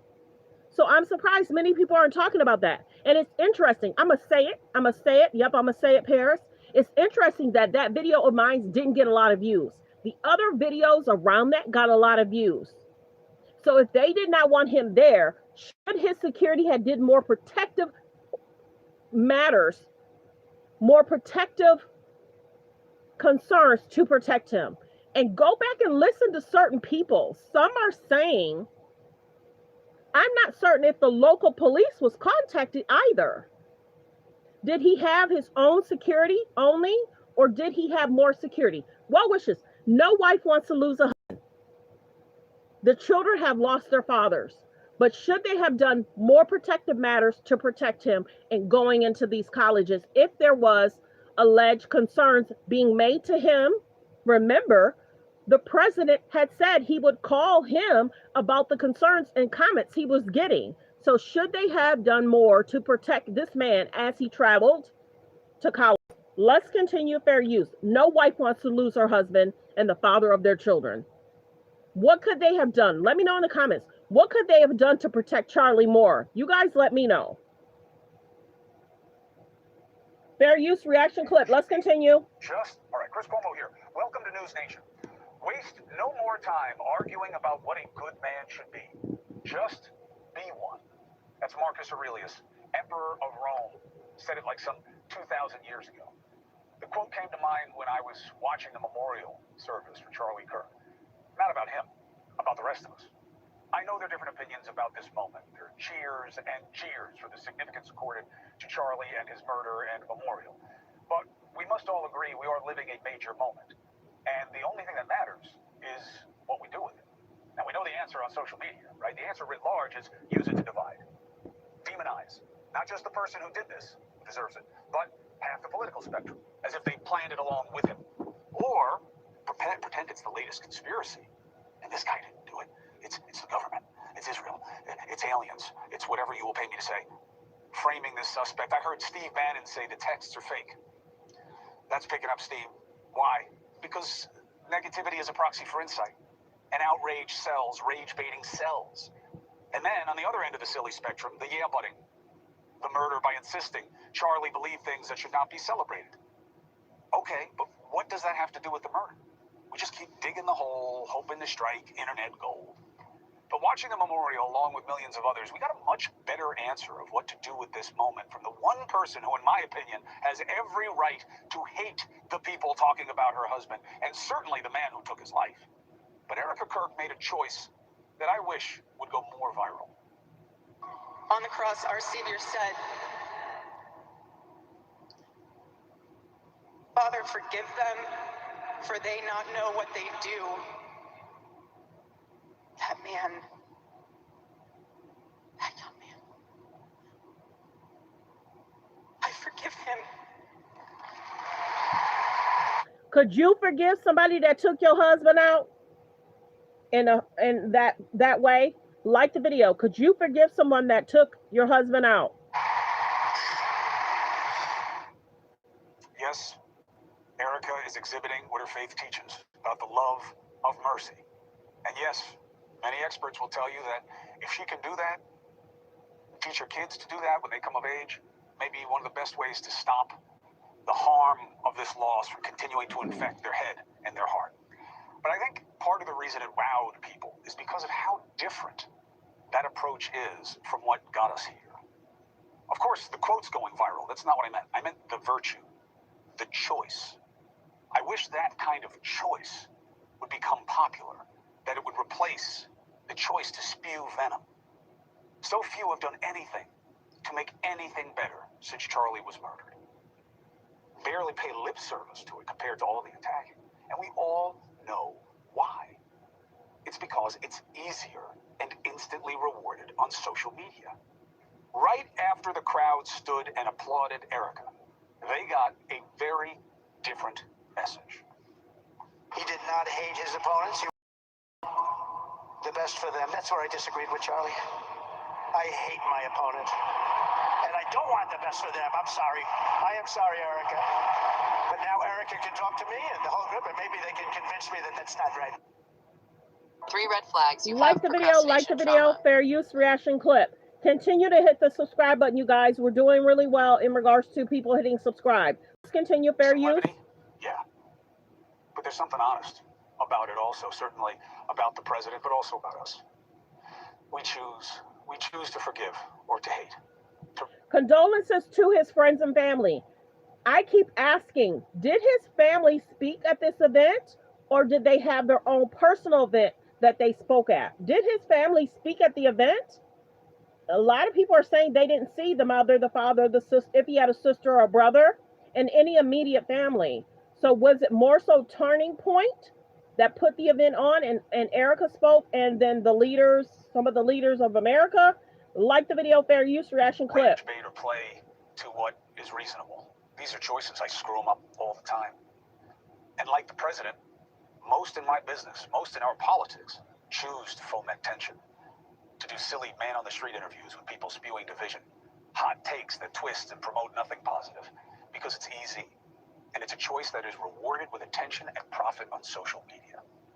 It is a choice to pretend that you are speaking truth to power when all you're doing is trying to trip an algorithm and get clicks so you can get paid. It's a choice to allow companies to amplify animus for their ad placements without any accountability. Just think about this. Fox News and Newsmax almost got sued out of existence for what? Knowingly spreading misinformation. That was the allegation, right? And yet, they are a dumpster fire compared to a nuclear mushroom cloud that is social media when it comes to intentionally amplifying misinformation. They know what they're doing, they've designed their system to do it, and they do it with impunity. The platform companies are making a choice, and they are now the richest because of it. And our discourse and our society are demonstrably impoverished by their efforts. And we are making a choice by allowing that to happen. And then Erica Kirk says she forgives the man who did the most horrible thing. And I thank her for reminding us what the right choice is. Now, many of you will wrongly and intentionally wrongly take what I just said and twist it and say, Cuomo endorsed Charlie Kirk. Did you hear what he... Not only are you wrong, this isn't about my feelings about Charlie's politics. They don't have any place in this discussion. You're just making my point. We suck, and it has to stop. The good news is, this is not a new problem altogether. This is why the great religions were designed, specifically around combating our darkest desires. This is why the poet Alexander Pope famously wrote, "Good nature and good sense must ever join. To err is human, to forgive divine." Timing is also our friend. As you probably know, tonight marks the beginning of Rosh Hashanah, the Jewish New Year. Now, for me, the most interesting part of this religious tradition is the part that gets the least attention. This is the beginning of their 10 days of awe. It's not unlike the 40 days of Lent that we Christians know. This is the hard part. This is where you realize what you've done wrong and what's been done wrong to you, and then you prepare to forgive. To forgive people for what they did, whether they acknowledge it or not, and to forgive yourself for what you have done, whether you can fix it or not. And it's a process because it's hard. Because the teaching is that God wants you to forgive, to love one another as He has loved you. That is the golden rule. We all know the same things, we just don't practice them. And we've made it easier not to. Until now, right? Because there is nothing easy about where we are. That's why I so wish that our president had echoed what Erica Kirk said. I get that he was making a joke, okay? That's not my point. My point is there's an opportunity here. The president isn't wrong about how you get ahead in today's society. He's not wrong about what passes for strength and for advantage, and what is certainly rewarded on social media with impunity by companies who know they are amplifying worst tendencies for profit. But all I control is what I do with my platform, and I got to tell you, that's proven to be more than enough. I do not know that I can make the difference that may be what I have to figure out to make all that comes with this job worthwhile. This is hard, it's mean, and if you're not careful, it can make you mean, and it can make you vengeful and aggressive, because that's all that comes at you. But hopefully, more and more of you are waking up to see this, and to see that all this misery is an opportunity to get to a better place, like our great religions teach us, like history has taught us, and like we all know is right deep down inside. There's a reason that Mama told you if you don't have anything nice to say, don't say anything at all. Not to censor you, but to give you good sense. That's right. Don't say it at all. That's one reason it's interesting to learn. Jimmy Kimmel's back on tomorrow night. I told you I didn't think his removal was going to be permanent, but I'm surprised it was this quick, and I suspect that this transition is suggestive of what we will see tomorrow night. I think that this happening so fast sheds light on what they agreed on. I was a little surprised that Charlie Kirk's organization, Turning Point USA, now led by his wife, is against him coming back. I'm not sure how that squares with what his wife's message was at the memorial. Hopefully they'll be surprised too by how he uses his platform. Lord knows we could all use a laugh that's not just at somebody else's expense, let alone when that's supposed to be the purpose of your job. None of these guys are George Carlin. I know they all want to be, but they should just try to be funny. And you can tell the truth with humor. Let's see how he explains how he got here and what it means for all of us. Let's see if all the people who applauded Erica's eulogy, who stood and cheered, can practice what she applied to a much more difficult circumstance. Let's see if this moment can be more than just another step down the road to more division. Thank you for watching. Subscribe below and download. Like the video, fair use reaction clip. There's about 124 in the building. Let's listen to what happened in regards to Jimmy. Please hit the subscribe button and thank you for tuning in, everyone. Let's continue. That will be tomorrow. Disney and ABC announcing Kimmel goes back on the breaking news that in this major reversal, Disney will bring Jimmy Kimmel back. That is a long ways from how they sounded last week, and that will be tomorrow. Disney and ABC announcing Kimmel goes back on the air despite these government Trump efforts to silence him tomorrow. Here is the statement. I'm going to read you exactly what Disney said so you can make sense of it yourself. Last Wednesday, we made the decision, these Disney executives say, to, quote, suspend production on the show, referring to Kimmel, to avoid further inflaming a tense situation at an emotional moment for our country. They continue today, quote, we've spent the last days having thoughtful conversations with Jimmy, and after those conversations, we reached the decision to return the show on Tuesday. So that is the news, and that's how they're putting it. Of course, there's a lot more to this, and we're going to get into that right now. Donald Trump's FCC chair, the government, set this in motion. Nobody who's followed this really denies the fact that this was the government demanding censorship and Disney and ABC responding, caving, issuing an indefinite suspension that at the time was described as indefinite. It certainly wasn't described as 3 days. It's just about the number of Kimmel shows that have been suspended, the Wednesday, Thursday, Monday, and he's back tomorrow. So this is a big change. The government wanted to silence Kimmel, and it seemed the night that this began, the news breaking actually in this hour, that they were getting somewhere with that. So now, 5 days later, Disney's decision to restore Kimmel's show, to reverse course on what they said was the initially right thing, now the opposite apparently is what they think is right, whether that means right for ABC and its standards, or right for Disney as a corporation, or right in the broader sense of free speech in our country right now. And Disney is not just any company, you know that, but they also have stakeholders in what we might call the creative community, writers, artists, comics, to say nothing of all the journalists and political people at ABC News. So they were facing this massive backlash to one of the greatest government crackdowns in public admitted since the McCarthy era. About the creative community, I'll give you an example. Hundreds of actors, musicians, and directors signed what was a growing open letter. I mean, more people were joining that in real time up and through today and joining this effort, defending free speech. Many of these people saying it doesn't matter whether you agree with what was criticized about Kimmel or other things he or anyone has said. The whole point is free speech, not government censorship. Other artists boycotting the premiere of a Disney documentary. A major musician, Sarah McLachlan, skipping the red carpet for her own related company film in protest, was just getting started. What happened inside the FCC, ABC government censorship war was not being contained. It was spreading to a wider war. Disney has other business and commercial and cultural interests, and they had Marvel stars from Pedro Pascal to Mark Ruffalo to Marissa Tomei speaking out against the suspension.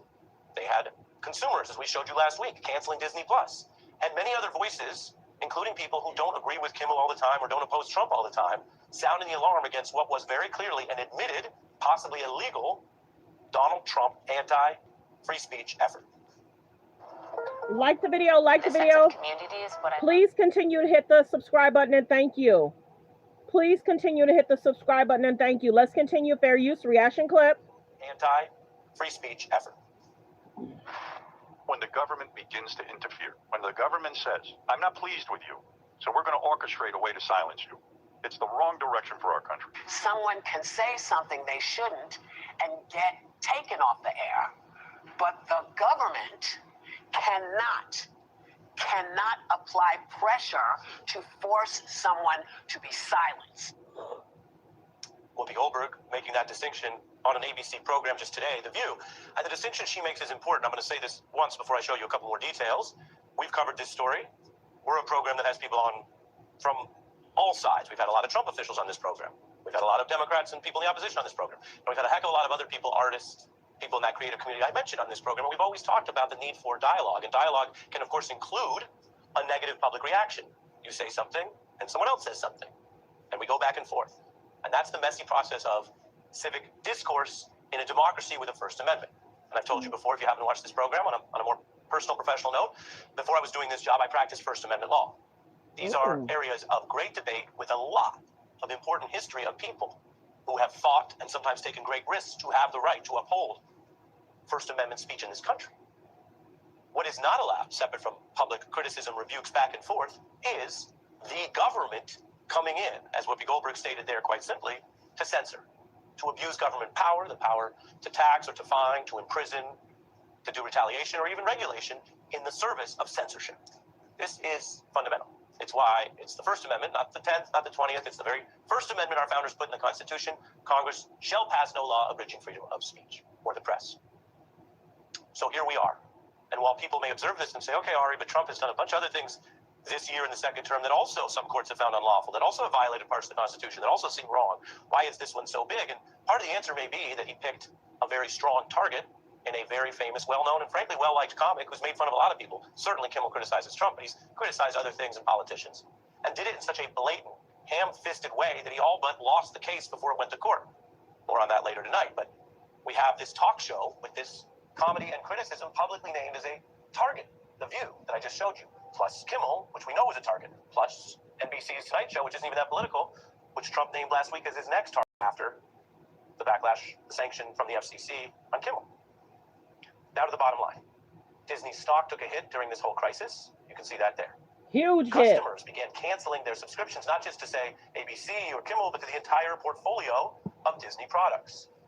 There are many ways to measure this. I can tell you Disney hasn't exactly announced just how much money they've lost or subscriptions they've lost. It's probably not in their business interest to fuel their own boycott. But one way you can look into this is Google Trends, where you see the normal churn of people wanting to cancel Disney, which could be for any reason. You could just say, oh, I'm tired of it, or I need to save money. But that's the normal churn on your left. And of course, around the suspension, this huge spike, according to Google Trends, of people just searching for how to do it. 12-month highs. At one point, Disney Plus's cancellation page crashed because so many different people were saying, if Disney is against free speech like this, we don't want any Disney product. Now, why am I showing you this? If you say, okay, the news already occurred, Kimmel's back, why are we talking about how we got here? But how we got here is very important. When people fight, there's a fighting chance. When people speak, efforts to silence speech run into the brick wall of a lot more people. And not everyone's in the position to use economic power. A lot of people are just trying to get by. But someone who might already have a Disney subscription and have the disposable income to have, these days they want you to have 3 or 5 streamers, saying, I'm going to do something, even if your kids are going to miss the Disney products for a couple weeks, or you might miss your favorite show. In your own way, that civic activism saying no more Disney clearly had an impact. I'm not telling you what to do with your streaming services. I'm just reporting this works. And it works a heck of a lot better than what former Disney chair Michael Eisner, called the cowards at various companies and law firms who didn't fight at all, not even for a day. Pressure works. There's a new commentary here from John Oliver, who is in this sort of group of late-night comics who talk about politics and have found themselves uniquely attacked and targeted, discussing how he says one should stand up to a government bully. Giving the bully your lunch money doesn't make him go away. It just makes him come back hungrier each time. Instead of rolling over, why not stand up and use 4 keywords they don't tend to teach you in business school? Not, okay, you're the boss. The only phrase that can genuinely make a weak bully go away, and that is, you make me. That's John Oliver speaking. And while we will yet learn tomorrow exactly what Kimmel wants to share about this and what he's been doing, it is clear that he, unlike some of those executives I mentioned, some of those law firms I mentioned, and even some of those universities that are full of perfectly thoughtful, learned people in charge, that's what it takes to usually become a university president, but even what those people did, they didn't do what John Oliver called for. They caved immediately. So as we hit the inflection point in response to the censorship inflection of last week, we are going to dig into what worked here and what that means for the road ahead. Like the video, fair use reaction clip. Please like the video as you guys come in. Don't forget to hit subscribe, and thank you.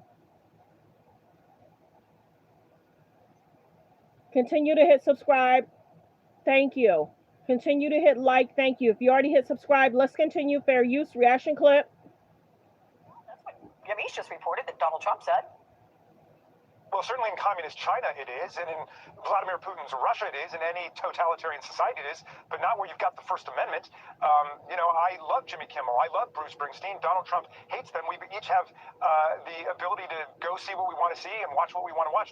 But when he uses the power of the government to try to remove a comedian from a broadcast licensee, that is coercive censorship. And there are Supreme Court decisions going back to 1963 on this. Bantam Press is a case where basically the Supreme Court said the government cannot use coercive leverage against private entities in order to censor speakers. And we saw a case like that recently benefiting the NRA versus Vulo out of New York, where again the Supreme Court said that a state official cannot use its power to try to get private corporations to censor other people because of their speech. So that now somebody read the cases and is saying, oh, this is just them, it's not us, is contradicted by everything Donald Trump has been saying, because he's been saying that this speech is illegal and shouldn't be allowed, and so on. And that's the way he thinks. He thinks like a king, like a monarch. Like if you offend him, then suddenly your speech is illegal. They don't defend the right for anybody to speak unless they're speaking in favor of them.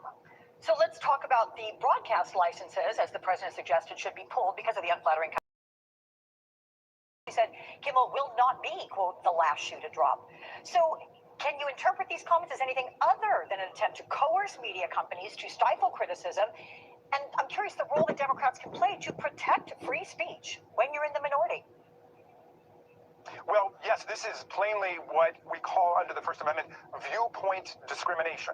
It is content discrimination. You're discriminating based on the content, and even worse, you're discriminating based on the viewpoint that's being expressed. Donald Trump could not be clearer about it. He's saying, these people are saying bad stuff about me, and that's what the kings didn't like. You insult the king, it's like insulting God. It's a form of blasphemy. That's the way the law was with respect to King George. It was called lèse majesté. If you insult the king, you're like insulting God.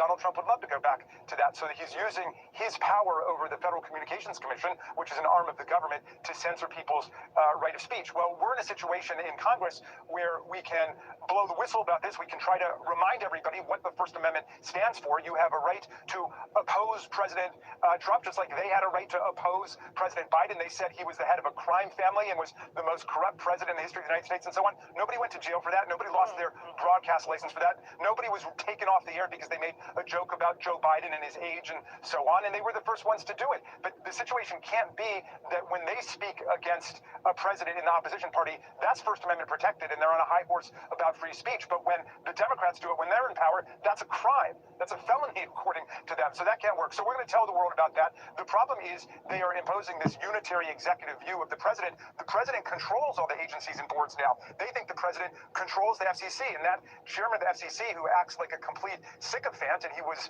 one of the leaders of Project 2025, clearly is not advocating the public interest. He is acting like Kash Patel is at the FBI, purely as a handmaiden and a servant to the president of the United States. Gotta say, I'm appreciating everything you've just said about this. Let's pivot, though, sir, to what happened Friday when Eric Siebert, the acting U.S. attorney in the Eastern District of Virginia, resigned.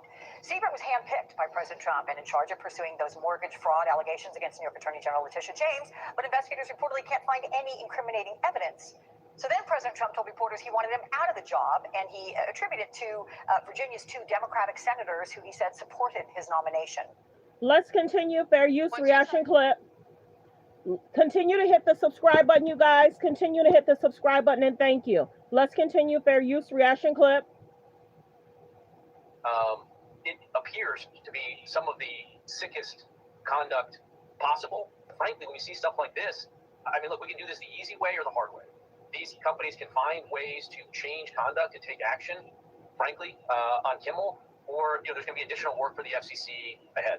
A very reasonable, minimal step that can be taken. Obviously, there's calls for Kimmel to be fired. I think you could certainly see a path forward for suspension over this. And again, the FCC is going to have remedies that we could look at. The easy way or the hard way? That was FCC Chairman Brendan Carr in an interview last week, just before ABC announced it was pulling Jimmy Kimmel Live off the air. Now some conservatives are starting to speak out in defense of freedom of speech in the wake of that decision. Republican Senator Ted Cruz of Texas is comparing Carr's comment to that of a mob boss, while Republican Senator Rand Paul of Kentucky calls it absolutely inappropriate. Look, I like Brendan Carr. He's a good guy. He's the chairman of the FCC. I work closely with him. But what he said there is dangerous as hell. And I got to say, he threatens it. He says, we can do this the easy way, but we can do this the hard way. Yeah, and I got to say, that's right out of Goodfellas. That's right out of a mafioso coming into a bar going, nice bar you have here. It'd be a shame if something happened to it. I think it is unbelievably dangerous for government to put itself in the position of saying, we're going to decide what speech we like and what we don't, and we're going to take you off air if we don't like what you're saying. And it might feel good right now to threaten Jimmy Kimmel. Yeah. But when it is used to silence every conservative in America, we will regret it.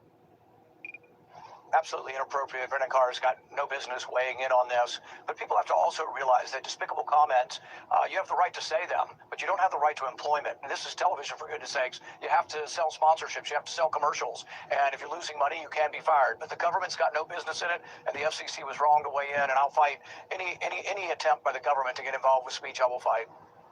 Well, Senator Rand Paul is exactly right there. I mean, the marketplace can decide it.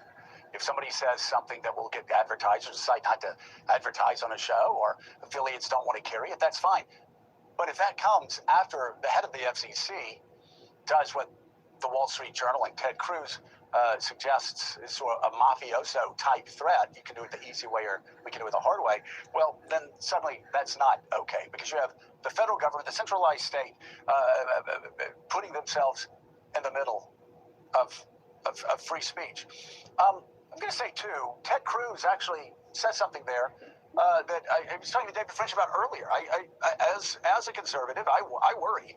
First of all, I worry that my former party doesn't have enough conservatives in it. In fact, they have very few if you look at the national debt exploding. But Ted Cruz is exactly right. And this is like one of the lessons, one of my main takeaways being around Washington, D.C. for 30 years. Everybody thinks that when they get elected, it's the last election, that they're going to be in power forever. I've said this before, I'll say it again. I remember 2004, George W. Bush wins. And Karl Rove talks about the permanent Republican majority. Democrats were talking about fearing a permanent Republican majority. 2 years later, Nancy Pelosi, Speaker of the House. 2 years later, Barack Obama's elected. You have the coalition of the ascendant rising up. And this, newspapers tell us, this will shape politics for decades to come. Democrats, progressives are going to be in a dominant position for decades to come. 2 years later, the Tea Party wins. And then the Tea Party, triumphalist, talks about how they have changed the political debate forever. 2 years later, Barack Obama re-elected President of the United States. And the Democrats say, this time we've got it. This time we're in power for... 2 years later, Republicans have one of the biggest wins in an off-year election nationwide that they've ever had. 2 years later, Donald Trump's elected. That's supposed to change politics forever. 2 years later, Nancy Pelosi, once again, this goes on and on and on. If you go back and even look at 1964, Rick Perlman has a book about Barry Goldwater and the 1964 campaign, how the smartest people in American politics, the morning after Barry Goldwater's loss to LBJ, talked about the end of the conservative movement. It was dead, it was buried, it was over. And Barry Goldwater had done it. 2 years later, in Orange County, California, the Reagan Revolution is born, and Ronald Reagan becomes governor of California, and Republicans do extremely well in elections. And we see what happens. There's always this back and forth. There's always this ebb and flow. And by always, I mean always. And so when you see one party doing what, or one administration doing what the Trump administration is doing, every single Republican, every single conservative should be scared out of their wits, because they know they're not going to be in power forever. What happens if some left-wing FCC chairperson comes in? What happens if, yeah, they'll say chairperson, meltdown. Some FCC chairperson comes in. What happens then? Stop setting precedents that are going to be used against you in the future, because Republicans aren't going to be in power for good. I remember, I'm sorry to go on and on, but this is such a simple truth that Ted Cruz understands in that clip. I remember during the impeachment process of Bill Clinton, I actually said to my friends and allies, I said, vote the way you're going to vote, but you better vote on the facts. You better vote on what you think the law is, because you better hold Bill Clinton to the same standard that we would want held to a Republican president. Sure enough, George W. Bush, president elected president 2 years later. I have a girls' trip to Austin later this month, and I'm challenging Please hit myself to subscribe. Please hit subscribe. Thanks for being here, everyone. Thank you. Thank you. Please hit the subscribe button. Continue to hit the like button. Let's continue. Fair use reaction clip. I don't understand the short-sightedness. I really don't. And I hope that some Republicans in the Senate can follow what Ted Cruz said and what Rand Paul said and start finally putting up some guardrails. Not to protect liberals, but to protect themselves and liberals and moderates. Because the precedents that are being set now will be used against all of us in the future, Republican, Independent, and Democrat alike. Let's bring it right now. National reporter for the New York Times, Jeremy Peters, also former FCC chairman under President Obama, Tom Wheeler. Oh my gosh, there was once a Democratic FCC chairman, and guess what? There will again be an FCC chairman. And Mr. Chairman, I'll go to you just to say this very simple truth. You look like me. You've been around a few years. You've seen how Washington works. It is so critically important that the wrong precedents are not set. Talk about your concerns about what you've seen over the past few weeks. And I'll just say what I've been hearing from Brendan Carr over the past 6 months. Well, Joe, first of all, thank you for inviting me. And yes, we do look alike because we both spent a lot of time in Washington, but I have gray hair. But what Brendan Carr did, it shouldn't really come as a surprise, because for the last several months, we've been watching him use his coercive authority to intimidate the companies that he regulates. And, I think your point is very valid about what comes around or goes around comes around. But clearly there is an agenda here. I mean, think about 3 things. One, and take Brendan at his word. One, he said, this isn't the last shoe to drop. We got more coming on this. Then he talked about a massive shift in the dynamics of the media ecosystem that clearly he intends to participate in. And thirdly, that shift is going to be overseen by an FCC that he said will be based on permission structure that President Trump's election has provided. And I think that he's being pretty clear. He's being upfront. I mean, the interesting thing is that this permission structure, Donald Trump is very overt. If you disagree with me, we should yank your broadcast license. Brendan Carr is much more covert and saying, well, you can do it the hard way or the easy way. And he exercises economic coercion on those he oversees. Okay, you guys. So we've covered Diddy, Young Miami. We covered Jimmy Kimmel. We've covered Charlie Kirk and Erica Kirk. We've covered a lot of subjects today. So today was more so like topics, trending topics. This is how we'll probably do things from now on. We'll cover a few different things that's going on. If I'm not mistaken, I think President Trump did do a press conference. I will probably listen in on that, probably in my car to see what's being talked about. He did make an announcement yesterday in regards to helping parents and the subject in regards to autism. They had talked about the vaccinations. They had talked about different things that mothers are taking to help with pain. I can't confirm or deny if taking that can cause concerns. I can't confirm or deny that, but he did speak out, and I think people are kind of concerned of him naming the company, which could cause concerns. But he was also talking about the vaccinations, that parents possibly should space out the vaccinations versus trying to get so many vaccinations at the same time.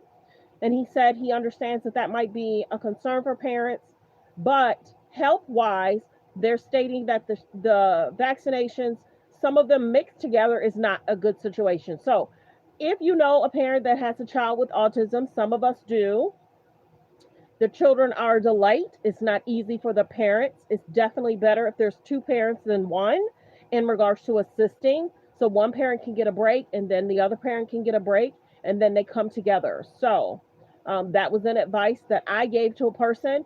I know you may want to, date others, but people may not understand your situation with your autistic child, but the father of the child. So they took heed to that, and they did get back with the father to help and assist with the child. So that's a good thing. And they both are able to be supportive to one another and the child. No one is going to love your child like the mother or the father, period. So parents that have children with autism, my prayers go out to you. I know someone that has a child with autism, and it's not an easy situation that they've gone through. And it's definitely not an easy situation for the first few years. Things get a little bit better depending on the situation, but it's forever changing the environment, making sure they're safe, making sure if they're nonverbal, getting them what they need. So copyright disclaimer: under Section 107 of the Copyright Act of 1976, allowance is made for fair use for purposes such as criticism, comments, news reporting, teaching, scholarships and research. Fair use is used permitted by copyright statute that might otherwise be infringing. All comments are alleged, in our opinion, and for entertainment purposes only. I thank everyone for being here, supporting the channel. Let me know how y'all feel about Young Miami writing the letter to help and assist Diddy. Do you think that's going to help? What do you think the judge's decision will be? Do you think this helped? What will any of his male friends write a letter? Are you surprised that you're not hearing from any Diddy's male friends? Are his male friends silent because they're trying to protect their brands? Or is it that the spouse don't want them to speak up? What came out in that court case was a lot. What was said in that court case was a lot. We covered it day by day by day. It was a lot. So what some of those women experienced was very sad. And what was expected of them. Do you think that he's changed? Do you think the programs are helping him? Let me know in the comments. But when there is the sentencing, we'll cover the sentencing. What do you think the judge will give him? Time served, press 1. Over 5 years, press 2. Over 10 years, press 3. Or do you think he'll be released on bond and he'll have home confinement with what he's asked for? Let me know in the comments. So thanks for being here, everyone. I appreciate all of you. Have a great day. Focus on healthy, safe relationships. Be around people that's loving, kind, and respectful. Thank you to Paris and Anonymous for being in the comments and helping and assisting. Welcome back, Paris. We get it. We're happy to have you today. We get if you have to come in and out, you're my one and only mod. And it may stay that way for a while. I don't trust a lot of people, but I trust Paris. And I hope all is well with the family, Paris. I appreciate you. Thanks for being here. And thanks for being in the chat and keeping an eye on those people today. There was something else one day. So yeah, we appreciate you being back. And we get if you have to come in and out. We understand because I go through a lot as well sometimes. And then sometimes I task and tackle a lot. And him and I get things done the way we can get things done. But sometimes it's busy. But I am a task master, and I truly try and complete every task, take care of what I have to do for friends and family. So family first. So I hope all is well, Paris. Many blessings to you all. You guys have a great day. Be blessed. Goodbye. Have a great day.